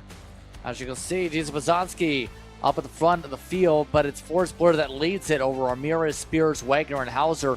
Martinez also amongst the top order. Jet Whipple, you have Hodge, Sato, Atkins, Scott, Scullett, and so many others that are in the mix. The further back you go, again, the more difficult it is to get to the order, as we'll find out just how much this goes. Forrest Blair has been better on at the end of the races than the fire-off each time so far. Yes, but is yet to have captured a checkered flag. Those two belong to Daniel Ramirez. We'll see if the I believe, lone Axis Kart Sport driver here at the front of the field can maintain that. Green flag should be coming out this time by green flag in the air. K100 Junior is underway. Off the way we go with a clean start up at the front. The engines roar as they make their way to Rocky Moran. Single file amongst the first 5-10 karts now as everyone gets in the queue.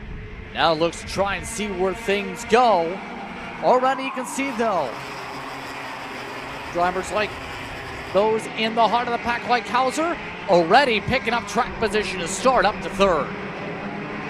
Really good stuff there, but you would expect nothing less from Sebastian Hauser. There's a reason why he comes into this race. Currently 35 points ahead of Braden Wagner. I believe they've essentially netted out mostly even. I think maybe a slight advantage the way of Wagner, but largely still mano-a-mano, unchanging thus far between the likes of Wagner and Sebastian Hauser. Certainly one of the drivers, as mentioned earlier in the broadcast, made his 100cc senior debut, I believe a week ago, last time out at Sonoma. Big things coming in the future for one of the most talented stars here in Southern California is Daniel Ramirez looking up the inside, moving himself back up into P4. It just doesn't seem like the outside line is where you want to be unless you really commit to extending that turn one on the first lap, which I think the race control is particularly fond of. So wise stuff here. Looks like we've got about a 6-kart breakaway, tailed currently, or maybe 7-kart breakaway, tailed by Luis Martinez, who really has been kind of MIA thus far this weekend. I can't say I've mentioned that name or really seen Martinez towards the front, but surely getting it at the front where it matters most. And Aaron Spears just got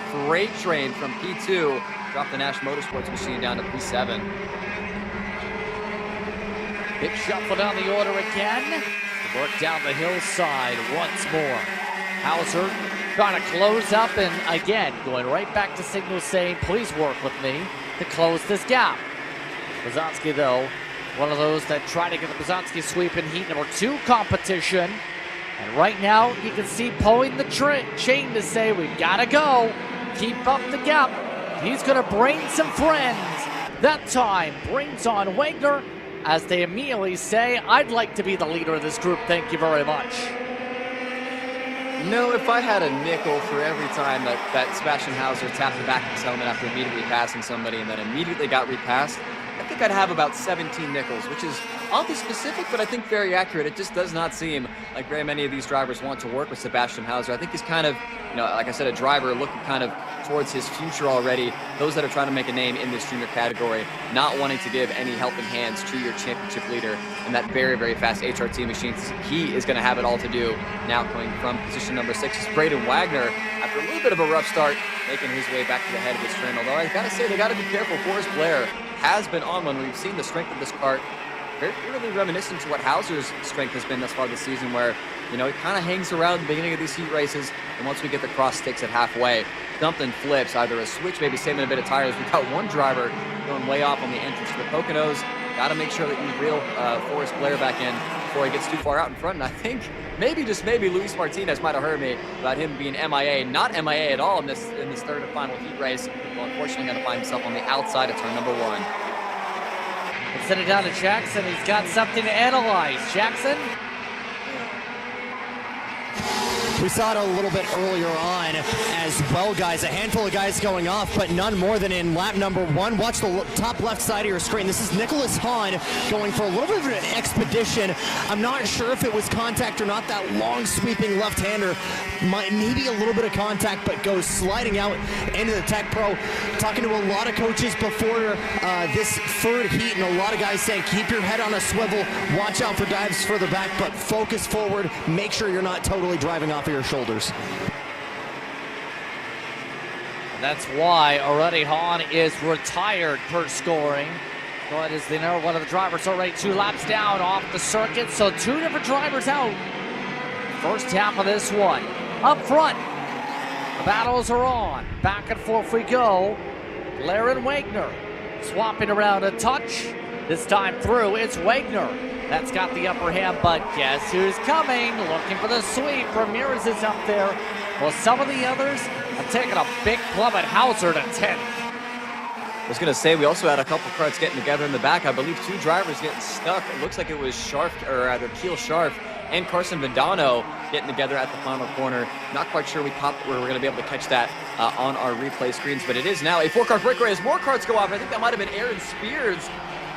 It is the 351 and the 308. We'll get the updates on the names for those drivers, but it is Angela Adkins, the British driver, that went off the racetrack, and the 308 is Tyron Scott. So an HRT machine and a Nash Motorsports machine finding their way off the racetrack. It has gone very, very aggressive here as the final laps of this third heat race, third and final heat race, I should say, coming to a conclusion, as well as others, unfortunately, just maybe getting the claws out a little bit too early. We still haven't even seen the twin sticks yet. In my opinion, Tunnel amongst those, indeed. As now, we're at 2 laps to go. Look at the 4 karts ready to battle. Ramirez to second. Able to get a nice cut underneath. Blocked off again. As now, they'll look to do battle once more. Up out of Rocky Moran, they work the first D section. Will anyone go for a deep lunge this time? Not quite yet, as there's yellow flags in that sector. I was going to say, I think maybe the yellow flags just saved Luis Martinez's bacon right there as we get a shopakr.com replay.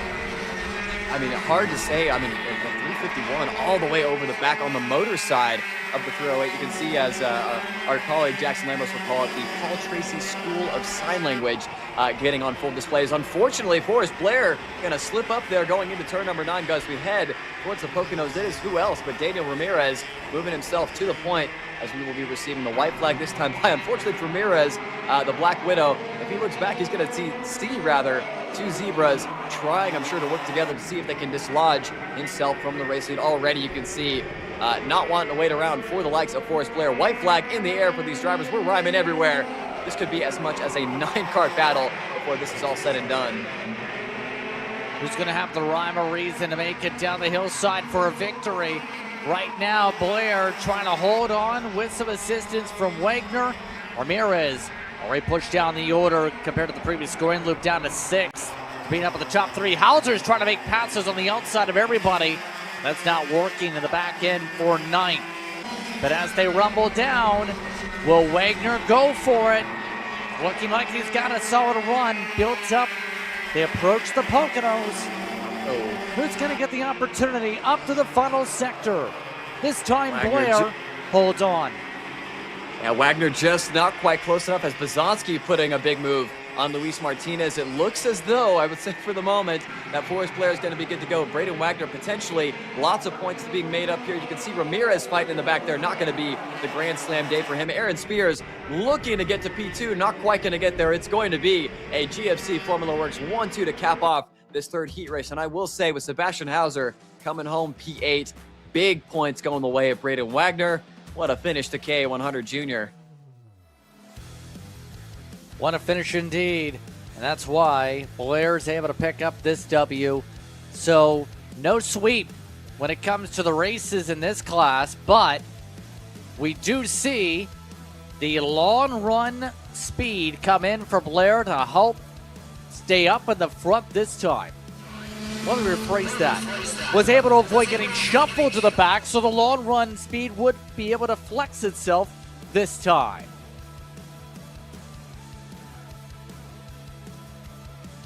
Good morning, everyone, and welcome to the Motorsport. Cut. You all right, man? You sound way off. What? I don't know, you sound like you're asleep still. Is the age finally getting to you? You're only how old, 42? Dude, I'm 27. I'm not even 3 years older than you. Well, that's pretty old. Well, that's 3 years away from Masters, dude. You need a little pick-me-up.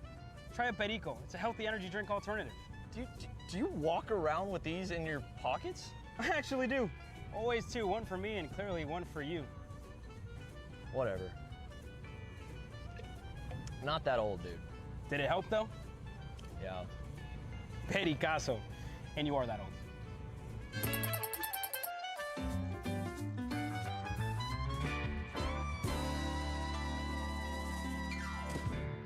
The K1 Circuit Semi-Pro League. This is a competitive race series with two classes. Junior Series for those who are under the age of 18, and the Senior Series for those who are 18 or older. If you think you have what it takes, come out and prove your skills on League Night. Both schedules are live on the K1 Circuit website. Your Kart Chaser live feed will resume shortly.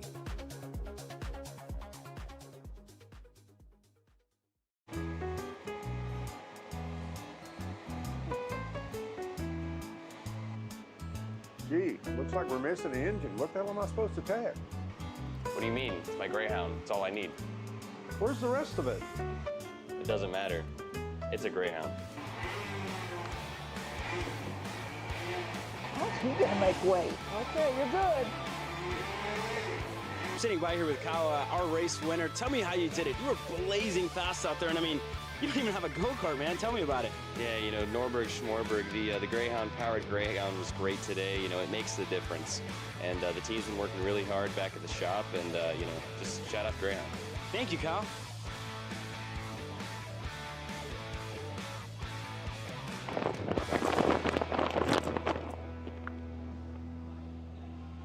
How the f did you just win?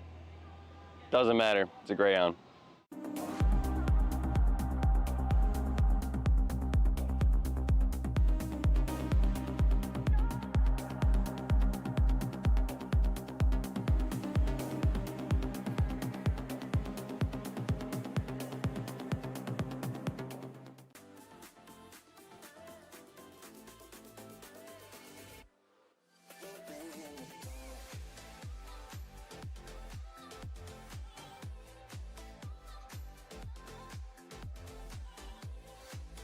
Are you looking to take the next step in your racing journey?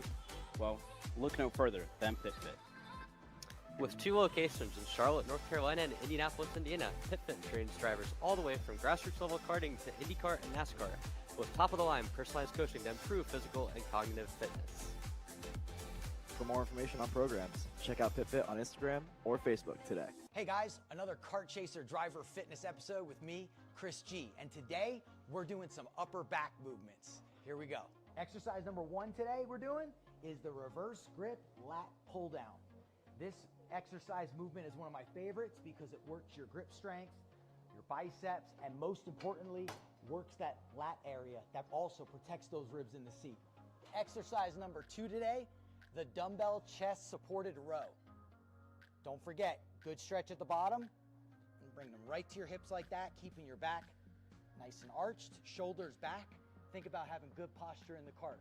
Exercise number 3, the inverted Smith machine rows. Grip strength, back strength, overall amazing workout. Thanks again for joining me on another Kart Chaser driver fitness episode with me, Chris G. Race ready training that carries into real life.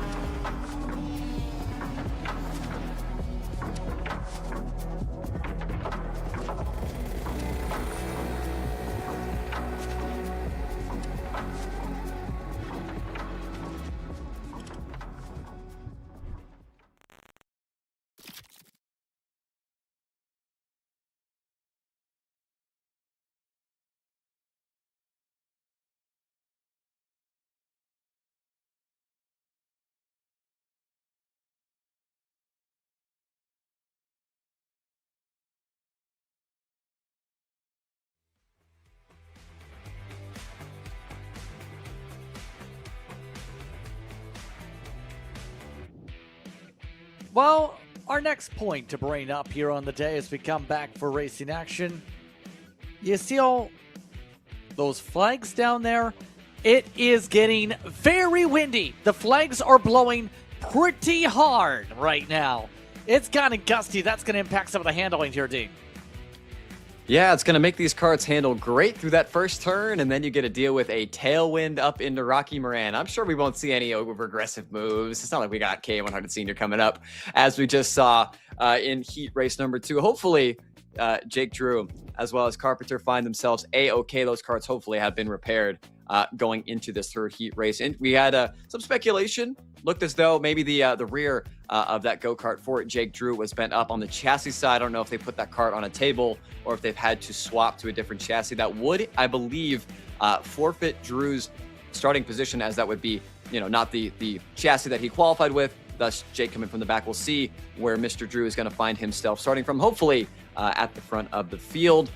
Likely, I would imagine, a little bit of a crosswind going into 4 and 5. But the big one, you have a headwind going down into the S's. These drivers will be carrying a ton of speed into the hairpin of 9, looking up towards the Poconos.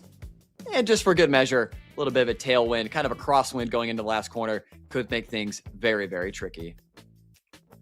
Now, on that note, we were talking about things of the nature of the suspensions already here. Jackson, you got more context you can give in regards to that?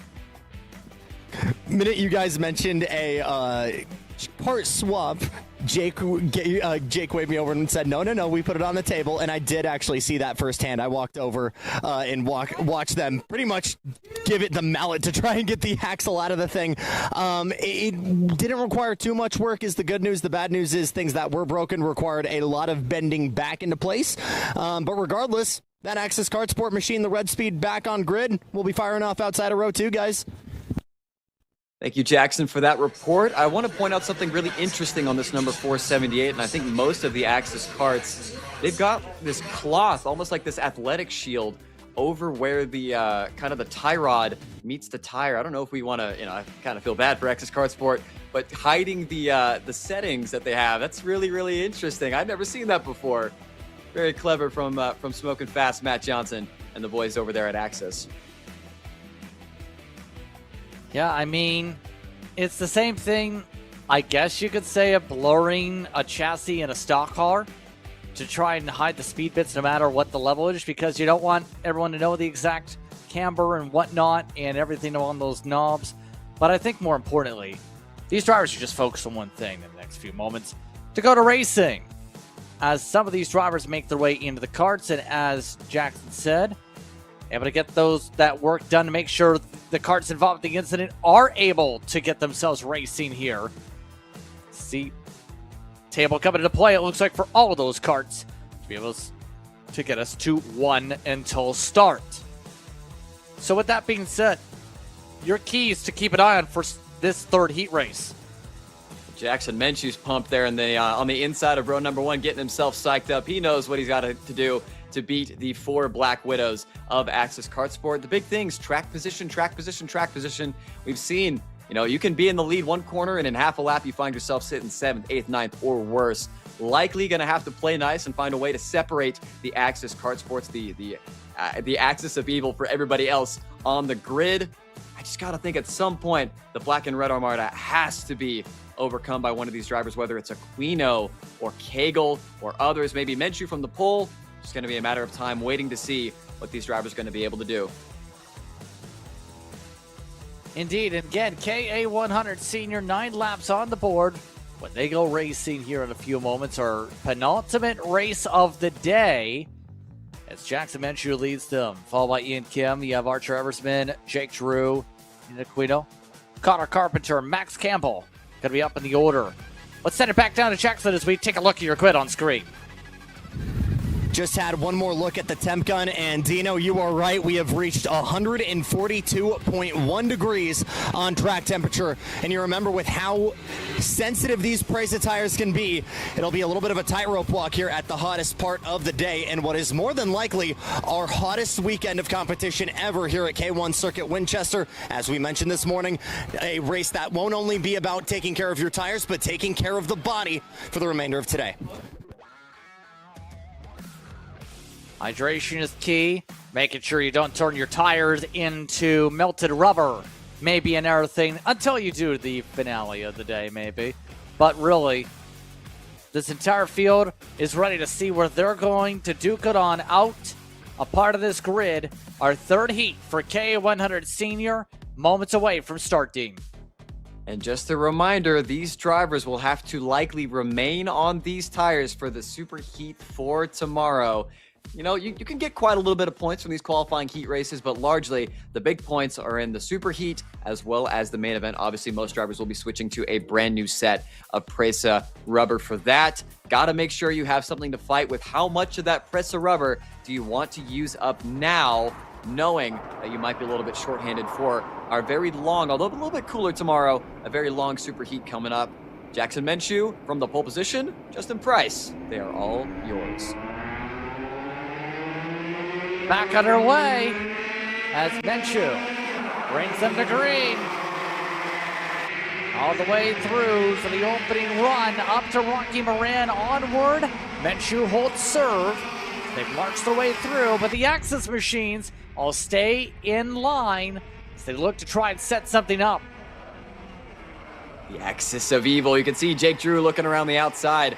I believe that is of Carpenter, maybe not quite going to be able to get there just yet as everybody snakes their way. This is where you'll really start to feel we have winds of upwards of 10 plus miles an hour, not even factoring in the gusts that we are experiencing here today at K1 Circuit. Can really feel the nose start to plant, especially with the aero wars that we have here on the front of these carts. Very, very aero sensitive, as crazy as that might sound in the world of karting. The speeds that we're carrying around this K1 Circuit, very, very fast. And dirty air is a very real thing, even in this KA100 power unit. Is Jackson Menshew leading lap number one, at least leading through the final corner of lap number one, albeit I think some of these Axis Kart Sport drivers might have something to say about that before too long.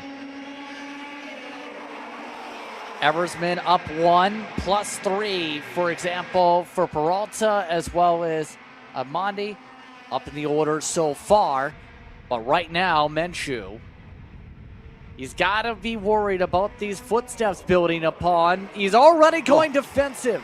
That should say a lot about what he's expecting with Aquino already getting shuffled back a spot here. If you're playing defensive on lap 2, you kind of understand that you know what could happen. They're obviously on different agendas we talked about during Heat 2, but obviously you're going to have that opportunity for some that want to make moves. There's the change back with Drew moving up to 3rd.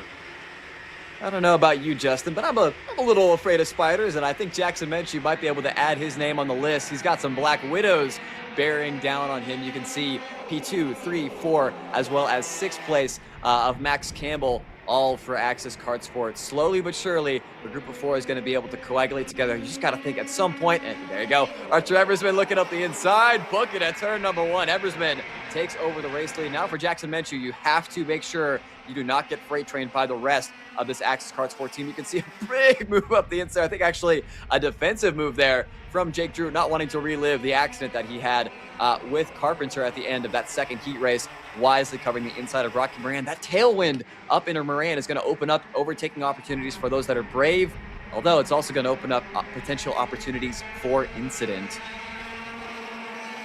You don't want that once again. You know, Drew with the table doesn't want to go back to it again to fix the cart. Menshew up the inside, takes it away, able to get it swiftly done that time around turn 9 as they work their way back and forth again. Menshew trying to find a way to make sure to hold back this Hornet's Nest for another 6 to 8 minutes. By the way, Iser de Munsto is trying to make some moves to the back of the grid.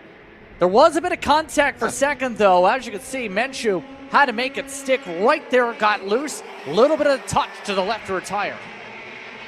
Just a lover's quarrel, just a couple of smooches, although I think the haymakers are about to come out nearly 3 wide as the GFCs, the Zebras, breaking up the Black Widow party here as Cagle, as well as Cam Perry making their way up to P4 and P5. What a move from those two. Cameron Perry, no stranger to having to make up positions here in these races, really not seemingly had the qualifying speed in that kart for most of the season, but always seems to find himself at the sharp end of the field towards the end of these heat races, the super heats and the main events, up 6 spots, as well as Cagle up 4. Remember, Cagle coming into this race over 100 points behind the likes of Johnny Stamps. Unfortunately, Stamps not able to join us here this weekend, suffering a back injury. He will be out. Hopefully will be joining us for the finale in a couple weeks' time. But big opportunity for Cagle to try to find himself to at least get within a mathematical possibility of being able to fight for this championship. Remember, only 100 points available per race, only 100 points available for the final race of the season. Wouldn't you know it, 2-Axis Kart Sports versus the Oliver Calvo driver development kart of Jackson Menchu. Sits in P3 trying to find a way to break up those Black Widows. On lap 5, right now, Eversman and Drew staying dialed in. But Menchu, again, thorn in the side, breaks them up. It's been the constant so far for Jackson to make these types of swaps. And this Calvo driver development machine up in second spot has been busy here on the West Coast all throughout the year. All the starts this season have been westward bound. He also did the same in 2025 and so forth, but has been in the racing scene for already upwards of a decade plus. Menchu's been around, if you followed any sort of karting, since he was down as a cadet rookie back in some of the series around here back in 2015. And he wants to try and battle for this race lead again, squeezing all the way down nearly. Eversman kept the inside going. Here comes Cagle, here comes Perry, and off goes Menchu. Wow, wow, wow, wow. I cannot believe how much opposite lock we've had.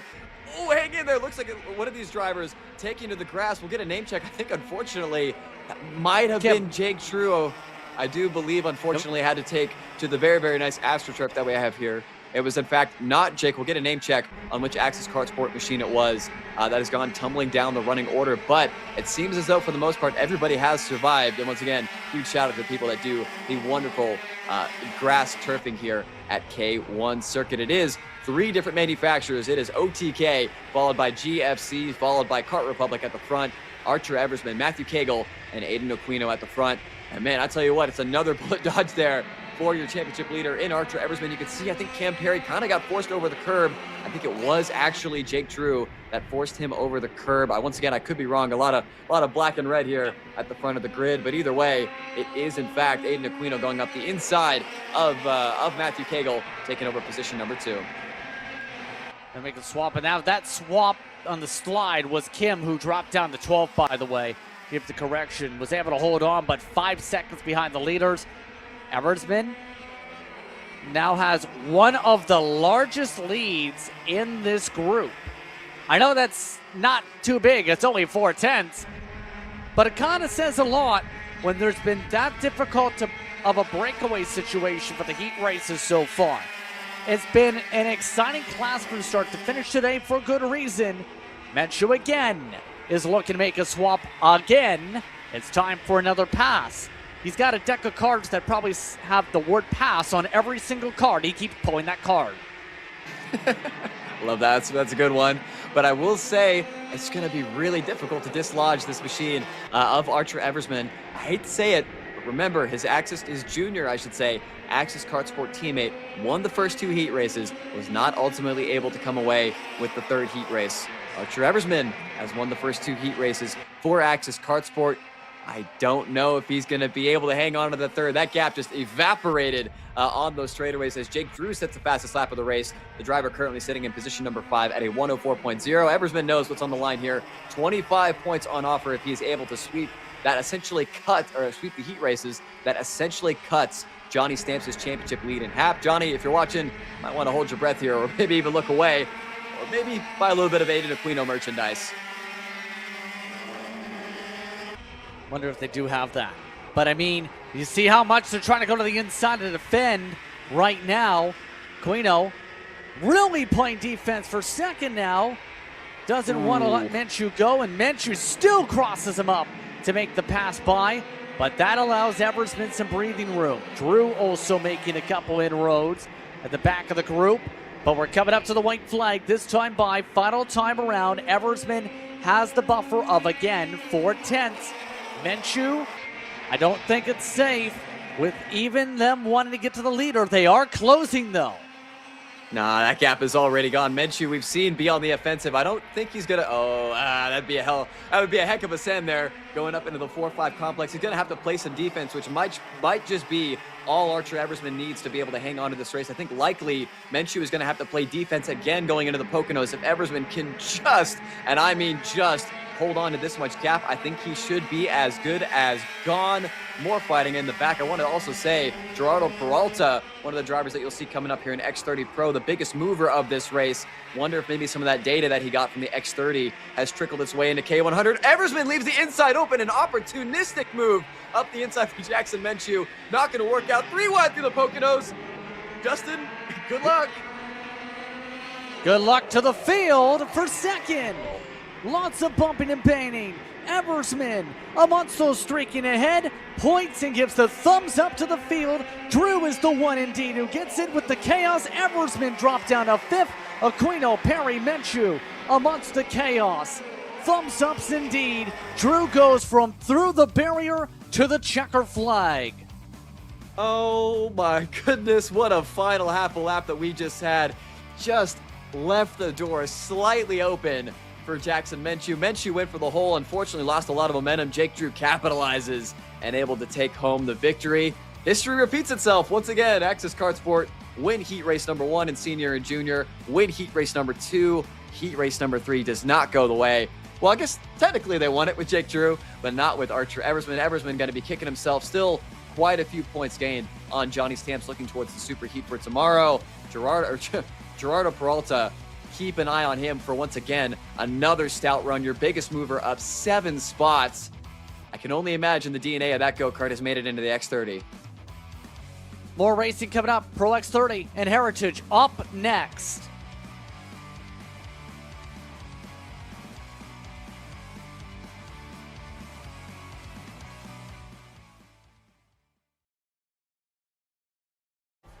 From the garage to the grid, Acceleration Kart Racing is your one-stop shop for karting. Engines, parts, safety gear, tools, and more from the brands you trust. Everything you need for race day starts at shopakr.com.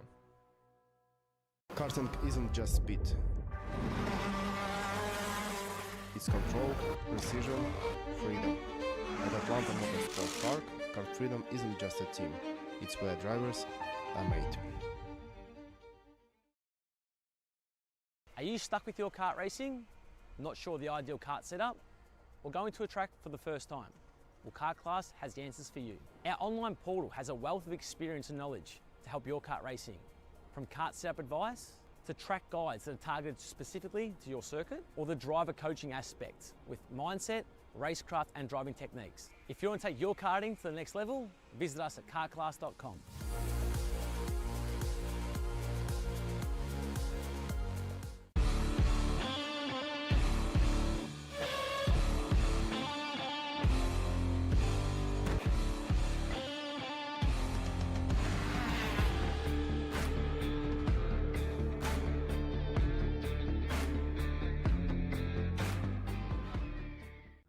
Legacies aren't built overnight. They're built 1 second at a time.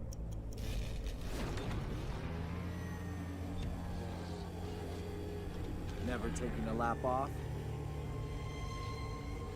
and always pushing the limits. K1, helping you build your legacy from the beginning.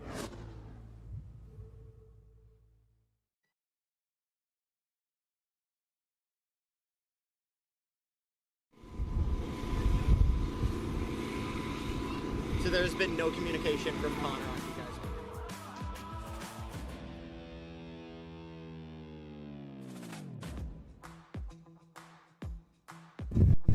Well, from to the top of the leaderboard there for race number 3, Jake Drew. Holy smokes, dude. Talk to me about those last couple of laps, because it was not looking like you were going to be able to get that done.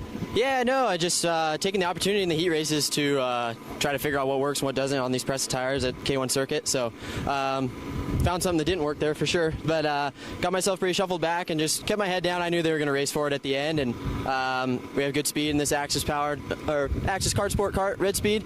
Matt and Connor and Jake, everybody was hustling right there to get the thing fixed after the accident in Heat 2. So I'm glad everything's working as it should, and we look forward to tomorrow. Hopefully you don't start too deep in the superheat, but at any rate, I think we've shown that we can drive through from wherever. The starts haven't been great for us, so it's all good. Happy with it, and happy to still be racing. You combine maybe a little bit of soreness from race number 2. It's 140-something for track temp. We're getting into triple digits for ambient. How physical is it out there? It's not that physical, really. I mean, it's KA. It's not that physical. It's hot, so you got to be hydrated. You got to be ready for the heat. But other than that, everything's all cool. This Axis Kart Sport cart's working great, so it makes my job easier. So I'm only sweating from the heat. Glad you're feeling good. Thanks, Jake. Thanks, guys. Appreciate it. Throw it back upstairs to JP. Dino. Thank you very much, Jackson. As Drew is smiling after that one. Different compared to the last one. Should be worth knowing Carpenter was down the order in that last race. But, hey, you know where that blank slot is? That's where our last race on the schedule is on the timesheet. We just so happen to be just about at the point of our final heat race of the day. And it's going to be interesting. Keep in mind, keep an eye on penalties all throughout this one.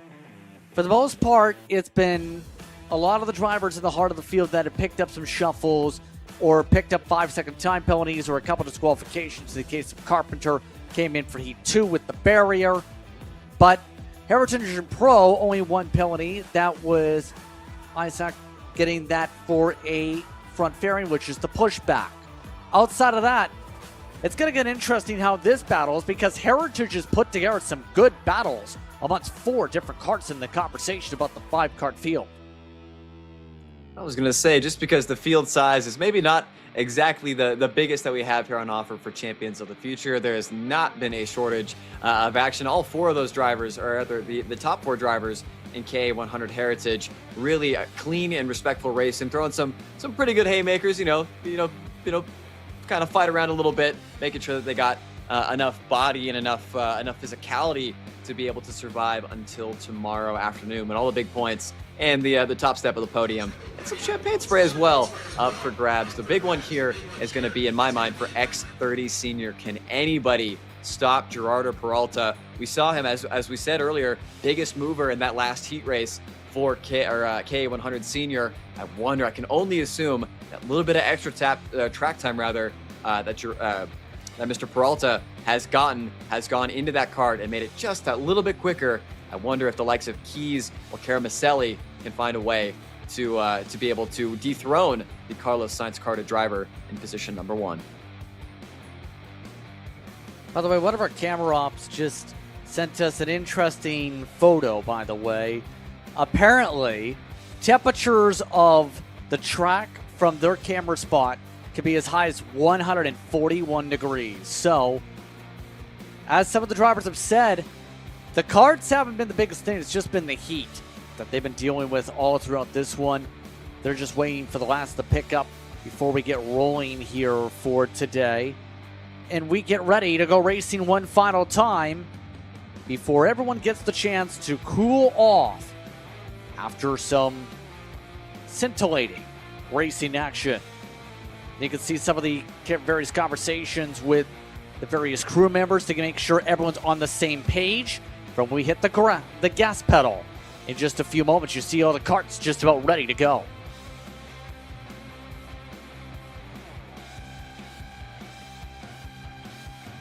Now, one more thing to add on to this, to bring context the last time out when it came to this class. These drivers, remember earlier on today, in amongst that second heat we were referencing, we've seen Peralta pick up speed and run away in their machine over Bishop and company.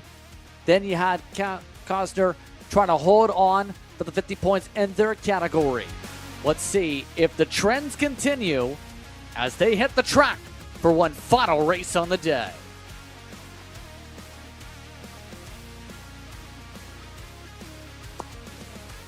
I hate to say it and be the bearer of bad news, but I think we might unfortunately be missing Nolan Bishop from this X30 Pro category. I think we only saw 3 of them drive off the out of the pit lane. It will be Peralta, Caramelli from Keys. Unfortunately, I do believe we are missing the likes of Nolan Bishop, who is still listed in the pit lane. Not really sure what has happened there to that RPM Republic sponsored by Dream Machine, but it looks like we will only have 3 drivers taking part today in this third heat race for X30 Pro.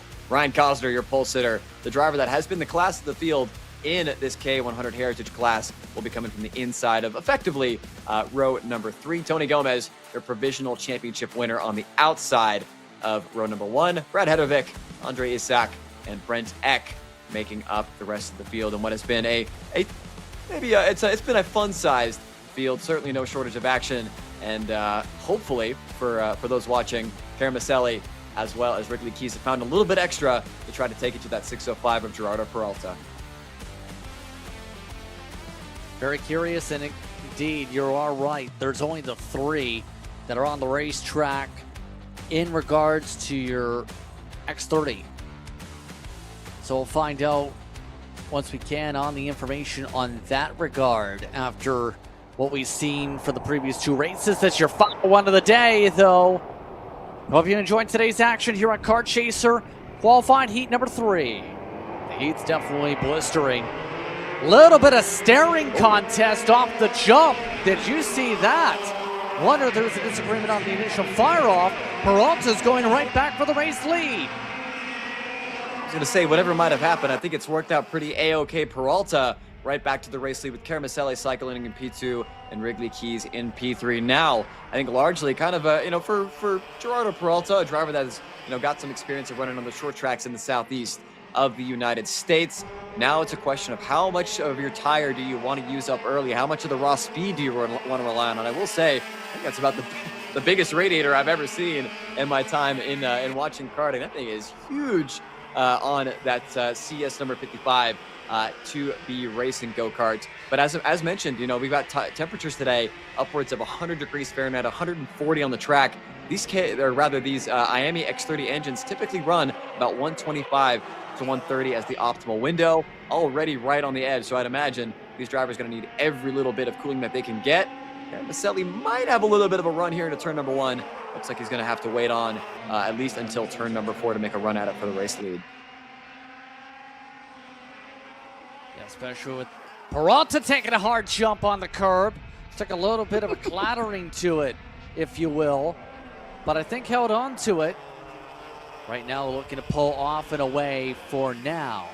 It's one of the drivers appeared over in Mexican competition as well in the stock car scene. Looking to work his way down the hillside. By the way, pretty tight to start things off in Heritage off screen. If you keep an eye on your pylon, they're separated by about a 1/10 apiece to begin their battle. Although the speed difference is up to 4 seconds a lap between the 2 classes. Here's the start we're looking at. Watch this. They both stare at each other and then a shakedown as Caramacelli peels down, takes the lead, and then Peralta says, I want the lead back, please. Just the little moments in karting that make it so much fun. You can see a little bit of confusion. I think largely Peralta was a little bit confused as to how Caramacelli was able to get the jump there on the green flag. But either way, Caramacelli immediately then relinquished the lead to Peralta, who is absolutely flying. I mean, this 605 is ripping around a 102.5. I believe, even with all these extra laps on these Presa tires, still pretty close to where they qualified at. This 2B Racing team, we saw them field a very competitive kart for Ivana Richards last time out for round number 7 of this X30 Pro category for Champions of the Future. And it seems like whatever has worked for that OTK machine has found its way into a slightly different colored, but still very OTK machine for Peralta, able to stretch those legs out. But once again, last time by about 3/10 quicker than Caramacelli, another 10th quicker than Wrigley Keys. Gotta think maybe, just maybe, using up a little bit of that Presa rubber early, trying to build a gap. We'll have to wait and see if that's going to bite him in the back 9. Absolutely, as we make our way back through on lap 4. A lot of clattering down to the background, but right now in the foreground, we see Cosner holding on and actually pulling away after a close start of the opening laps. Look at the point. Gomez saying, I've got speed. I'd like to get up there. And Gomez has not had luck here today.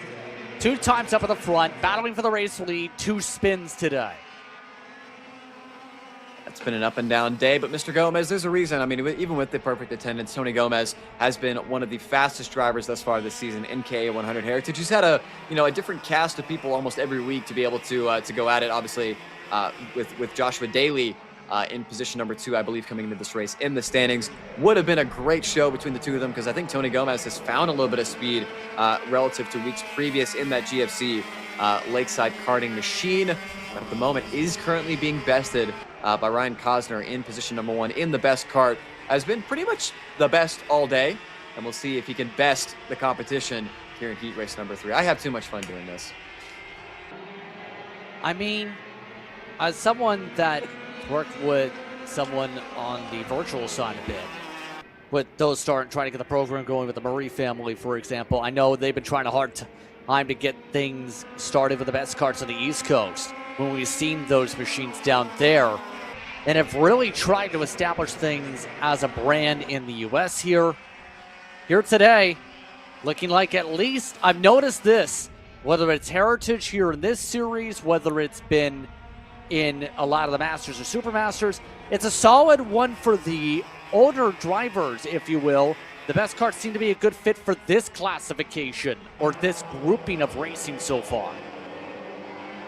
And I think you have that, the extra weight that carries, not saying that necessarily the best kart is a chassis that is designed for the older drivers, but certainly, every chassis has their own little nicks and knacks and bobs and bits that, help them out in certain ways that, whoever makes them, the philosophy of building a chassis. Remember, they all might be relatively the same material, but all the little bends and all the little components have a pretty big impact on how a chassis performs on the racetrack. Maybe this best kart is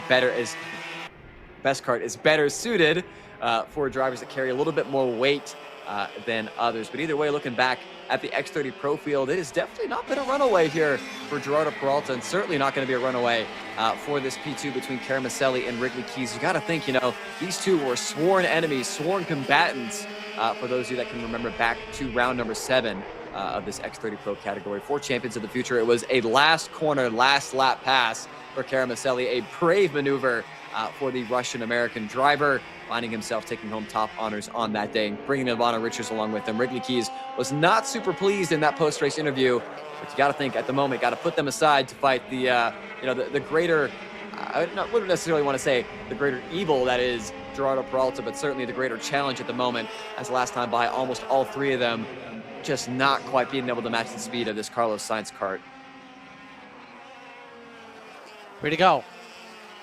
And you're right, it's just been that quick for your race leader. But I'm curious, as Keys goes for it here, how these drivers adapt by tomorrow. Because remember, lap count's going to be a bit different compared to the previous layout, obviously. Because tomorrow you're talking, not only that, Heritage and Pro are going to be on different points. The KA100 Heritage and the X30 Pro have their own 13 lap apiece races in their group. Oh boy, hands raised, and now they're still talking, as I guess it's time to go back to the class once again on sign language.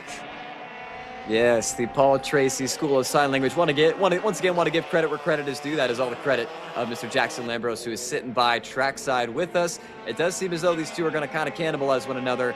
I think even without the fighting that's going to go on here, it looks like Caramelli is going to think better of it going into turn number 1. Gerardo Peralta really has just kind of been in a class of his own, just 1 or 2 tenths quicker every single lap compared to the likes of Wrigley Keys and Sergei Caramelli, both drivers who are no slouches, very well prepared, very well educated on how to go fast in this X30 category. But right now at the moment, as Caramelli continuing to look for a gap to go up back ahead of Wrigley Keys, I think both of these drivers understand there is no longer a hope to be able to go for the race win. It is all about fighting for, I was a little close on this shopakr.com replay. I think a little bit of different philosophy as well for how to take the hairpin quicker. You can see Sergei Caramelli drives in a little bit deeper, but Wrigley Keys being able to carry a little bit more of that momentum. A little bit of opposite action as Caramelli up the inside of the Poconos, but needless to say, I think we might have a response from Wrigley Keys at turn number 1. Let's find out as we come to 2 to go. Part of the philosophy of, do you open up the corner and let the driver go for the send, or do you defend You seen that coming? Oh my goodness! Trying to no-look defend. Keys had to check up. That was near disaster. Defense again to the inside. Boys, remember, there's only 3 of you. You do not want to throw away a perfectly good go-kart going for what is going to be position number 2 or 3. Maybe they do. I know these two, like I said, have a little bit of history going back to the previous races of the season. I think in that moment, I think literally Keys and Sergei Caramelli both had the same idea. Caramelli looked over the left shoulder. Wrigley Keys was not there, instinctively pulled to the right as Keys went for the gap. So I think all is fair in love and war. Although we'll see if Wrigley Keys is going to take exception. You got to think, going to try to find a way to over-under as they head towards the Poconos. Caramelli wisely parking it there. Going to be a nose ahead. Caramelli is not going to allow himself to be overtaken around the outside. Keys looking once again over the curb. Nowhere to go. It's going to have to be moved at the final corner, but out front, it is all Gerardo Peralta. Right now, Costner still leading things off, as you can see Peralta holding on at the front of the field. It's pulled away to take on the win. That's how quick the race has gone to the point we've completed this run. That being said, let's see what Heritage does. 4 karts are in a line. Defensive. Hennervik has already got shuffled to the back of the queue at the end of Sector 1. Contact with Gomez involved. Hennervik gets on to 3rd. Now Gomez trying to defend for 2nd. One more set of corners coming up. Can Costner hold on? The best kart. Looking to prove it is the best kart of this battle. They rumbled their way to the checker flag. Give it to the orange, purple, and white kart. Certainly very distinctive, and it's going to be a clean sweep of the heat races today for Ryan Costner. Tony Gomez, it's going to say, started 2nd, finished 2nd, but I think what we just saw there, it was far from it. Andre Isak capping off the podium, Brad Hedervik, as well as Brent Eck capping off the field. Great day of racing here for Champions of the Future. Some drama, some excitement, some sadness for others. Unfortunately, we were not able to see Nolan Bishop here added into the mix for that X30 Pro field. And I tell you what, for Caramelli and Wrigley Keys, gonna have to go back to the drawing board because right now, Gerardo Peralta is looking stout. A little bit different conditions tomorrow, a little bit cooler, about 9 degrees cooler for the highs. But man, if today was just the appetizer, the main course is going to be nothing short of filling for tomorrow. Can't wait to see what happens tomorrow. Remember, once we get to tomorrow, the on-track activities start at 8 a.m. Remember, physicality galore popping up in this one. You have this battle. You have the almost no-look defense. Did take a small look to the right on the second glance. And this knew in trouble. He looked to the left and then the right after the move to the right. I know, how cool is that? He just moved on instinct, knowing, maybe hearing the RPMs get a little bit louder in the right ear. I think overall borderline, but I think a fair descent. The rule is you cannot move in reaction. I think Caramelli just kind of went off of instinct there and just happened to get it right. Man, those two, maybe have a conversation like, hey, we might not always see eye to eye, but right now we're both seeing eye to eye on the bottom step of the podium, sitting behind Gerardo Peralta. Everyone peeling their way down to go through the scales and talk things through, as a bit of cloud cover helping a little bit for a bit, but all the drivers saying thank you for some good battles out there today. In the midst of some good racing we've seen pop up. And obviously, when you have the longer distance tomorrow and then the 16-lapper after that, you're putting more and more work to the tires. We're talking adding 4 and then 3 laps to the race distances once we get to tomorrow for the Super Sunday, if you will, with super heats in the final.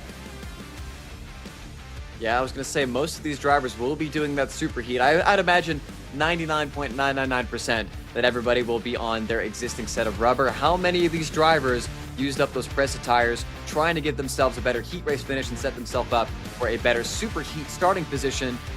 Some might find themselves shortchanged. Others might find themselves with a little bit more in the pocket than they thought, going to set themselves up for the main event. But we'll have to tune in and stick around to find out. And then find out afterwards who's on the podium. And I'm not just talking about like those getting ice cream up there right in front of it at the moment. Up here at K1 Circuit. Got to find the shade where you can and keep cool when the conditions are at 99 degrees Fahrenheit, like they are currently today. So as they continue to work itself out here, what are some of the storylines? We'll find out in a moment because we're going trackside to Jackson. Man, what a day it's been for Ryan Kasner. We haven't seen him in a handful of months here, but to get started and basically sweep on Saturday, that's got to feel pretty dang good. Yeah, I mean, started where we left off. Haven't had to do much to the cart. Haven't had to do much to the engine. The majority of the stuff's been driver air. So we continue to progress and build the driver and adapt to the cart. And the thing's fast. I need to be there and ready to take it to where it needs to go. I got the senior answer already. I want to hear the heritage answer. 140 on track, triple digits around there for ambient. How physical has it been out there for you? Mind over matter. If you don't mind, it doesn't matter. The temperatures could be hot, they could be cold. Everybody's got to deal with them. You can't focus on it being hot and miserable or cold and miserable. Everybody's got the same conditions. Play it out of your mind and go do your job. And that's kind of how I view it. Obviously, you said you haven't done too much to the go-kart. What's the approach for tomorrow then? Just keep it clean. Keep it on track. There's nothing that has to win in turn one. I got to be there for the checkered flag, right? To finish first, you first must finish. So that's kind of the mentality we got going forward. We appreciate the time. Thanks, Ryan. Appreciate it. Thank you. Send it back one more time to JP. Thank you very much, Jackson. Kester getting the chance to take a checkered flag today. Here in this one, a couple of them believe. But final thoughts here, Dino, on this day as we finish up this Saturday. I don't know. I kind of like it a little bit warm. Racing in what is effectively a hair dryer for these drivers. It's hot and slick. It's going to be relatively hot and slick tomorrow. Although I think we start off the morning in the high 60s, tapping out at about 91 degrees. Very, very picturesque here in the Inland Empire of Southern California. The wind will still be pretty prevalent. I'd imagine that's going to come into effect after about noon. Just got to think it's super cool seeing these drivers unstuck. For a lot of this season, these teams have been fighting, having too much grip in these go-karts. And I think today the pendulum has swung. You can see who's got it figured out and who doesn't. Some drivers maybe not having the best qualifying efforts, having to unbury themselves, and others going to be looking at a very daunting task looking towards the superheat tomorrow. I can't wait. And it got physical in plenty of cases here today, as you'll see with your Coastal Inc. recap on the day. We started things off with Heritage also putting on a show to the point where bumpers nearly shredded themselves. But it got physical multiple times over throughout the race. Header Vickham on some of the contact. You've seen the same for drivers like Hauser and so many more. The Access machines, you had drivers drive to the barrier at some points. It got physical all throughout the day. But on that note, as we look at the rest of your clips and your highlights, we'll take a step away. On-track activity complete for Saturday. We'll see you on Sunday here on Kart Chaser. Once again, we'll hit the track at approximately 8 a.m. for warm-up.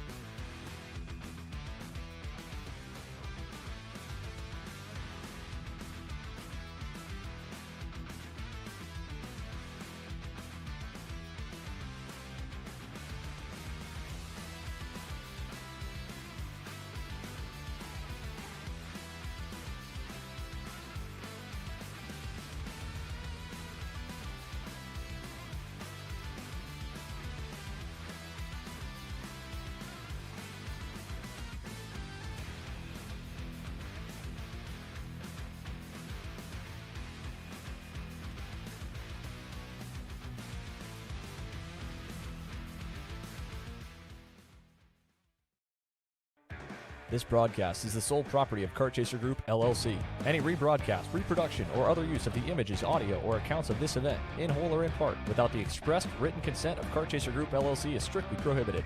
Thanks for watching.